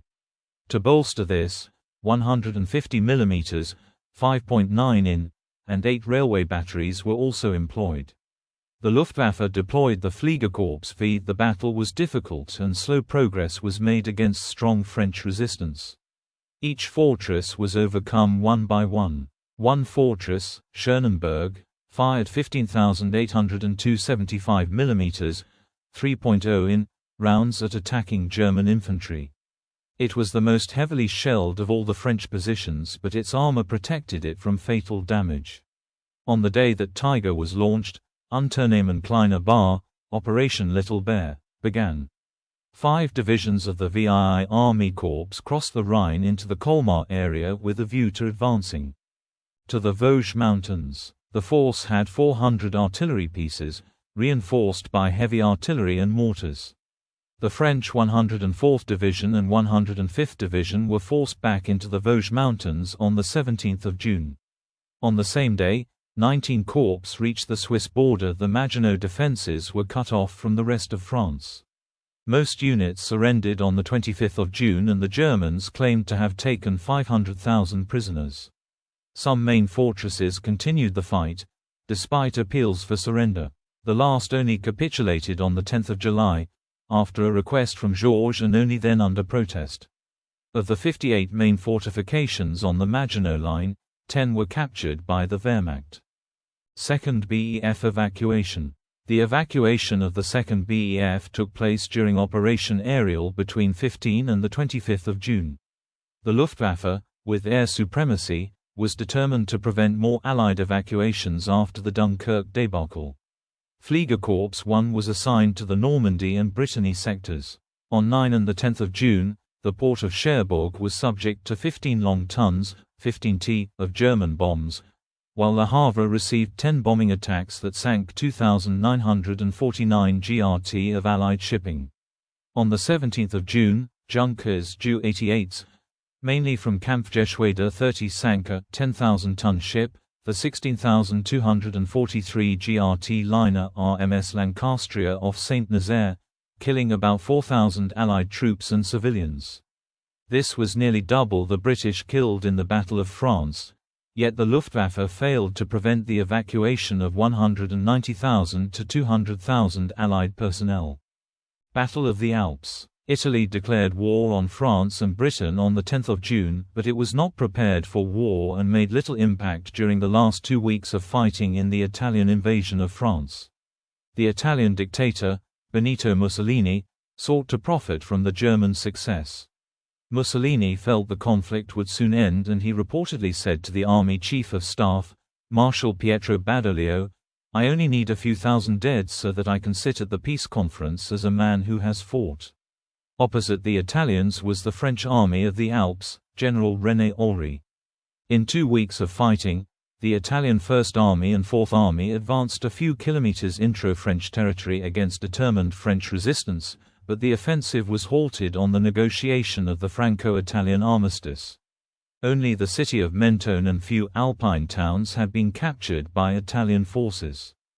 Armistice. Discouraged by his cabinet's hostile reaction to a British proposal for a Franco-British Union to avoid defeat and believing that his ministers no longer supported him, Reynaud resigned on 16 June. He was succeeded by Pétain, who delivered a radio address to the French people announcing his intention to ask for an armistice with Germany. When Hitler received word from the French government that they wished to negotiate an armistice, he selected the forest of Compiègne as the site for the negotiations. Compiègne had been the site of the 1918 armistice, which ended the First World War with a humiliating defeat for Germany. Hitler viewed the choice of location as a supreme moment of revenge for Germany over France. On 21 June 1940, Hitler visited the site to start the negotiations, which took place in the same railway carriage in which the 1918 armistice was signed. It had just been removed from a museum building and placed on the spot where it was located in 1918. Hitler sat in the same chair in which Marshal Ferdinand Foch had sat when he faced the defeated German representatives. After listening to the reading of the preamble, Hitler left the carriage in a calculated gesture of disdain for the French delegates, and negotiations were turned over to Wilhelm Keitel, the Chief of Staff of OKW. The armistice was signed on the next day at 1836, French time, by General Keitel for Germany and Hunziker for France. The armistice and ceasefire went into effect 2 days and 6 hours later, at 0:35 on 25 June, once the Franco-Italian armistice had also been signed, at 1835 on 24 June, near Rome. On 27 June, German troops occupied the coast of the Basque Country between France and Spain. Aftermath. Analysis. The title of Ernest May's book Strange Victory, Hitler's Conquest of France, 2000, nods to an earlier analysis, Strange Defeat, written 1940, published 1946, by the historian Mark Bloch, 1886–1944, a participant in the battle. May wrote that Hitler had better insight into the French and British governments than vice versa, and knew that they would not go to war over Austria and Czechoslovakia, because he concentrated on politics rather than the state and national interest. From 1937 to 1940, Hitler gave his views on events, their importance and his intentions, then defended them against contrary opinion from the likes of the former Chief of the General Staff Ludwig Beck and Ernst von Weizsäcker. Hitler sometimes concealed aspects of his thinking, but he was unusually frank about priority and his assumptions. May referred to John Wheeler Bennett, 1964. Except in cases where he had pledged his word, Hitler always meant what he said. May asserted that in Paris, London and other capitals, there was an inability to believe that someone might want another world war. He wrote that, given public reluctance to contemplate another war and a need to reach consensus about Germany, the rulers of France and Britain were reticent to resist German aggression, which limited dissent at the cost of enabling assumptions that suited their convenience. In France, Édouard Daladier withheld information until the last moment, and in September 1938 presented the Munich Agreement to the French cabinet as a fait accompli, thus avoiding discussions over whether Britain would follow France into war or if the military balance was really in Germany's favor or how significant it was. The decision for war in September 1939 and the plan devised in the winter of 1939–1940 by Daladier for war with the USSR followed the same pattern. Hitler had miscalculated Franco-British reactions to the invasion of Poland in September 1939, because he had not realized that a shift in public opinion had occurred in mid-1939. May wrote that the French and British could have defeated Germany in 1938 with Czechoslovakia as an ally, and also in late 1939, when German forces in the West were incapable of preventing a French occupation of the Ruhr, which would have forced a capitulation or a futile German resistance in a war of attrition. France did not invade Germany in 1939 because it wanted British lives to be at risk too, and because of hopes that a blockade might force a German surrender without a bloodbath. The French and British also believed that they were militarily superior, which guaranteed victory. The run of victories enjoyed by Hitler from 1938 to 1940 could only be understood in the context of defeat being inconceivable to French and British leaders. May wrote that when Hitler demanded a plan to invade France in September 1939, the German officer corps thought that it was foolhardy and discussed a coup d'état, only backing down when doubtful of the loyalty of the soldiers to them. With the deadline for the attack on France being postponed so often, OKH had time to revise Fall Gelb, case yellow, for an invasion over the Belgian plain several times. In January 1940, Hitler came close to ordering the invasion but was prevented by bad weather. Until the Mechelen incident in January forced a fundamental revision of Fall Gelb, the main effort, Schwerpunkt, of the German army in Belgium would have been confronted by first-rate French and British forces, equipped with more and better tanks and with a great advantage in artillery. After the Mechelen incident, OKH devised an alternative and hugely risky plan to make the invasion of Belgium a decoy, switch the main effort to the Ardennes, cross the Meuse and reach the Channel coast. May wrote that although the alternative plan was called the Manstein Plan, Guderian, Manstein, Rundstedt, Halder and Hitler had been equally important in its creation. War games held by Major General, Kurt von Tippelskirch, the Chief of Army Intelligence, and Oberst Ulrich Liss of Fremde Heere West, FHW, Foreign Armies West, tested the concept of an offensive through the Ardennes. Liss thought that swift reactions could not be expected from the systematic French or the ponderous English, and used French and British methods, which made no provision for surprise and reacted slowly when one was sprung. The results of the war games persuaded Halder that the Ardennes scheme could work, even though he and many other commanders still expected it to fail. May wrote that without the reassurance of intelligence analysis and the results of the war games, the possibility of Germany adopting the ultimate version of Fall Gelb would have been remote. The French Dyle Breda variant of the Allied deployment plan was based on an accurate prediction of German intentions, until the delays caused by the winter weather and shock of the Mechelen incident led to the radical revision of Fall Gelb. The French sought to assure the British that they would act to prevent the Luftwaffe using bases in the Netherlands and the Meuse Valley and to encourage the Belgian and Dutch governments. The politico-strategic aspects of the plan ossified French thinking. The Phoney War led to demands for Allied offensives in Scandinavia or the Balkans and the plan to start a war with the USSR. French generals thought that changes to the Dyle Breda variant might lead to forces being taken from the Western Front. French and British intelligence sources were better than the German equivalents, which suffered from too many competing agencies, but Allied intelligence analysis was not as well integrated into planning or decision-making. Information was delivered to operations officers, but there was no mechanism like the German system of allowing intelligence officers to comment on planning assumptions about opponents and allies.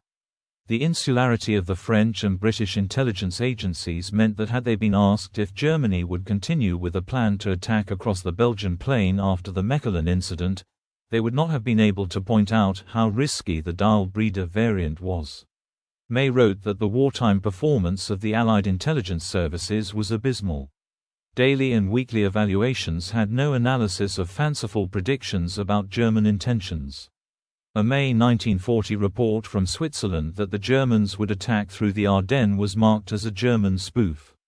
More items were obtained about invasions of Switzerland or the Balkans, while German behavior consistent with an Ardennes attack, such as the dumping of supplies and communications equipment on the Luxembourg border or the concentration of Luftwaffe air reconnaissance around Sedan and Charleville-Mézières, was overlooked. According to May, French and British rulers were at fault for tolerating poor performance by the intelligence agencies. That the Germans could achieve surprise in May 1940 showed that even with Hitler, the process of executive judgment in Germany had worked better than in France and Britain. May referred to strange defeat that the German victory was a triumph of intellect, which depended on Hitler's methodical opportunism. May further asserted that, despite Allied mistakes, the Germans could not have succeeded but for outrageous good luck. German commanders wrote during the campaign and after, that often only a small difference had separated success from failure. Prelude thought that a counter-offensive could still have worked up to the 19th of May, but by then, roads were crowded with Belgian refugees when they were needed for redeployment, and the French transport units, which performed well in the advance into Belgium, failed for lack of plans to move them back. Gembloux had said, "It is all a question of hours." But the decision to sack Gembloux and appoint Weygand caused a 2-day delay. Occupation. France was divided into a German occupation zone in the north and west and a zone libre, free zone, in the south. Both zones were nominally under the sovereignty of the French rump state headed by Pétain that replaced the Third Republic. This rump state is often referred to as Vichy France. De Gaulle, who had been made an Under-Secretary of National Defense by Reynaud in London at the time of the Armistice, refused to recognize Pétain's Vichy government as legitimate. He delivered the appeal of the 18th of June, the beginning of Free France. The British doubted Admiral François Darlan's promise not to allow the French fleet at Toulon to fall into German hands by the wording of the armistice conditions. They feared the Germans would seize the fleet, docked at ports in Vichy France and North Africa, and use them in an invasion of Britain, Operation Sea Lion. Within a month, the Royal Navy conducted the attack on Meuse El Kabir against French ships at Oran. The British Chiefs of Staff Committee had concluded in May 1940 that if France collapsed, we do not think we could continue the war with any chance of success, without full economic and financial support from the United States. Churchill's desire for American aid led in September to the Destroyers for Bases Agreement that began the Atlantic Charter, the wartime Anglo-American partnership. The occupation of the various French zones continued until November 1942, when the Allies began Operation Torch, the invasion of western North Africa. To safeguard southern France, the Germans enacted Case Anton and occupied Vichy France. In June 1944, the Western Allies launched Operation Overlord, followed by the Operation Dragoon on the French Mediterranean coast on the 15th of August. This threatened to cut off German troops in western and central France, and most began to retire toward Germany. The fortified French Atlantic U-boat bases remained as pockets until the German capitulation. On the 24th of August 1944, Paris was liberated, and by September 1944 most of the country was in Allied hands. The Free French Provisional Government declared the re-establishment of a Provisional French Republic to ensure continuity with the defunct Third Republic. It set about raising new troops to participate in the advance to the Rhine and the Western Allied invasion of Germany by using the French forces of the interior as military cadres and manpower pools of experienced fighters to allow a very large and rapid expansion of the French Liberation Army, Armée Française de la Libération. It was well equipped and well supplied despite the economic disruption brought by the occupation thanks to Lend-Lease, and grew from 500,000 men in the summer of 1944 to over 1,300,000 by VE Day, making it the fourth largest Allied army in Europe.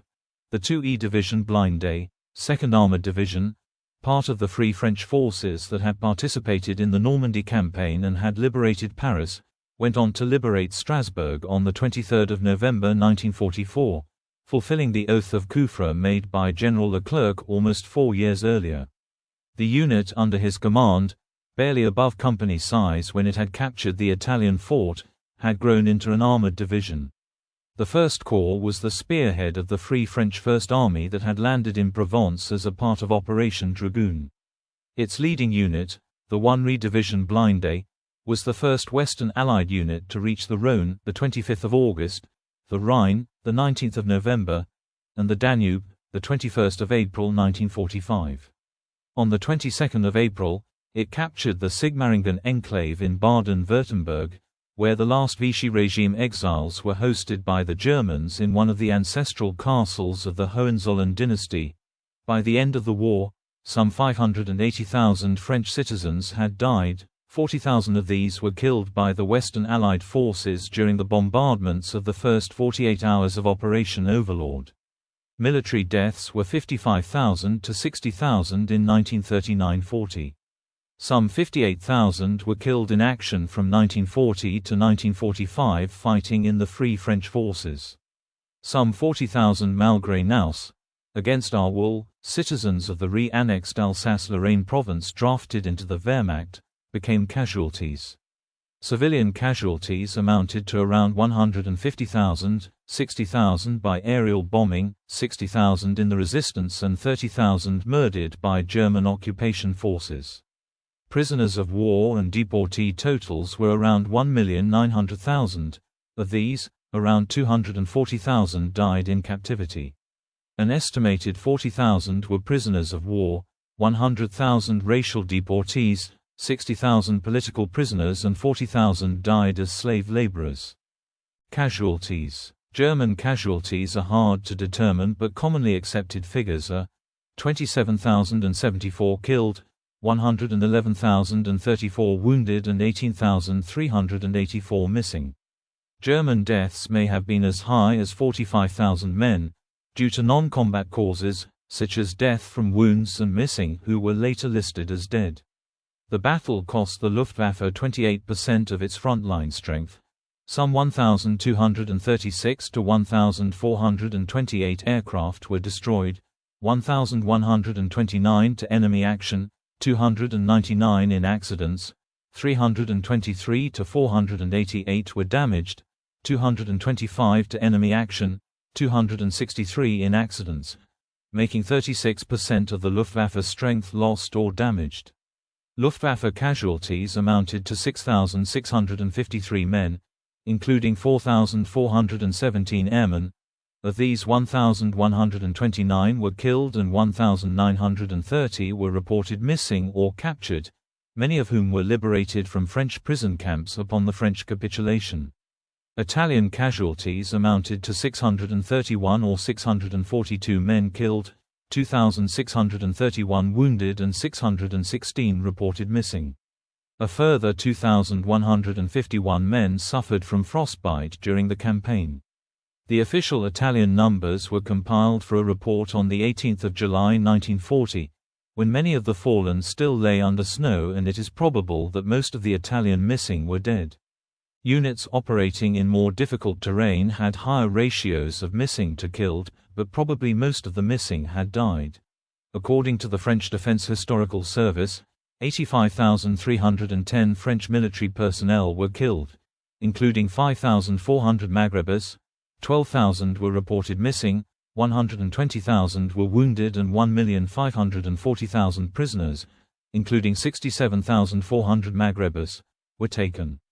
Some recent French research indicates that the number of killed was between 55,000 and 85,000, a statement of the French Defense Historical Service tending to the low end. In August 1940, 1,540,000 prisoners were taken into Germany, where roughly 940,000 remained until 1945, when they were liberated by advancing Allied forces. At least 3,000 Senegalese tirailleurs were murdered after being taken prisoner. While in captivity, 24,600 French prisoners died, 71,000 escaped, 220,000 were released by various agreements between the Vichy government and Germany, several hundred thousand were paroled because of disability and/or sickness. Air losses are estimated at 1,274 aircraft destroyed during the campaign. French tank losses amount to 1,749 tanks, 43% of tanks engaged, of which 1,669 were lost to gunfire, 45 to mines and 35 to aircraft. Tank losses are amplified by the large numbers that were abandoned or scuttled and then captured. The BEF suffered 66,426 casualties, 11,014 killed or died of wounds, 14,074 wounded and 41,338 men missing or taken prisoner. About 64,000 vehicles were destroyed or abandoned and 2,472 guns were destroyed or abandoned. RAF losses from 10 May to 22 June, amounted to 931 aircraft and 1,526 casualties. The Allied naval forces also lost 243 ships to Luftwaffe bombing in Dynamo. Belgian losses were 6,093 killed, 15,850 wounded and more than 500 missing. Those captured amounted to 200,000 men, of whom 2,000 died in captivity. The Belgians also lost 112 aircraft. The Dutch armed forces lost 2,332 killed and 7,000 wounded.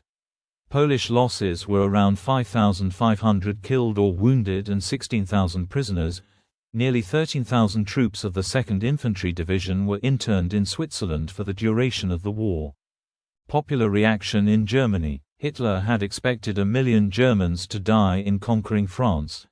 Instead, his goal was accomplished in just 6 weeks with only 27,000 Germans killed, 18,400 missing and 111,000 wounded, little more than a third of the German casualties in the Battle of Verdun during World War I. The unexpectedly swift victory resulted in a wave of euphoria among the German population and a strong upsurge in war fever. Hitler's popularity reached its peak with the celebration of the French capitulation on 6 July 1940. If an increase in feeling for Adolf Hitler was still possible, it has become reality with the day of the return to Berlin, commented one report from the provinces. In the face of such greatness, ran another, all pettiness and grumbling are silenced. Even opponents to the regime found it hard to resist the victory mood. Workers in the armaments factories pressed to be allowed to join the army. People thought final victory was around the corner. Only Britain stood in the way. For perhaps the only time during the Third Reich, there was genuine war fever among the population. On the 19th of July, during the 1940 Field Marshal ceremony at the Kroll Opera House in Berlin, Hitler promoted 12 generals to the rank of Field Marshal. Walter von Brauchitsch, Commander-in-Chief of the Army. Wilhelm Keitel, Chief of the Oberkommando der Wehrmacht, OKW, Gerd von Rundstedt, Commander-in-Chief of Army Group A. Fedor von Bock, Commander-in-Chief of Army Group B. Wilhelm von Lieb, Commander-in-Chief of Army Group C. Gunther von Kluge, Commander of the 4th Army. Wilhelm List, Commander of the 12th Army. Erwin von Witzleben, Commander of the 1st Army. Walter von Reichenau, Commander of the 6th Army. Albert Kesselring, Commander of Luftflotte II, Air Fleet II. Erhard Milch, Inspector General of the Luftwaffe. Hugo Speller, Commander of the Luftflotte III, Air Fleet III. This number of promotions to what had previously been the highest rank in the Wehrmacht, Hermann Göring, Commander-in-Chief of the Luftwaffe and already a Field Marshal, was elevated to the new rank of Reichsmarschall, was unprecedented. In the First World War, Kaiser Wilhelm II had promoted only 5 generals to Field Marshal. Witness accounts. From Lemberg to Bordeaux, von Lemberg bis Bordeaux, written by Leo Leixner, a journalist and war correspondent, is a witness account of the battles that led to the fall of Poland and France. In August 1939, Leixner joined the Wehrmacht as a war reporter, was promoted to sergeant and in 1941 published his recollections. The book was originally issued by Franz Ayer Nachfolger, the central publishing house of the Nazi Party. Tanks Break Through. Panzerjäger brechen durch, written by Alfred Ingemar Berndt, a journalist and close associate of propaganda minister Joseph Goebbels, is a witness account of the battles that led to the fall of France. When the 1940 attack was in the offing, Berndt joined the Wehrmacht, was sergeant in an anti-tank division and afterward published his recollections. The book was originally issued by Franz Ayer Nachfolger, the central publishing house of the Nazi Party, in 1940. Escape via Berlin, de Guernica and Nueva York, written by José Antonio Aguirre, president of the Basque Country, describes his passage through occupied France and Belgium on his way to exile. Aguirre supported the Loyalist side during the Spanish Civil War and was forced to exile in France, where the German invasion took him by surprise.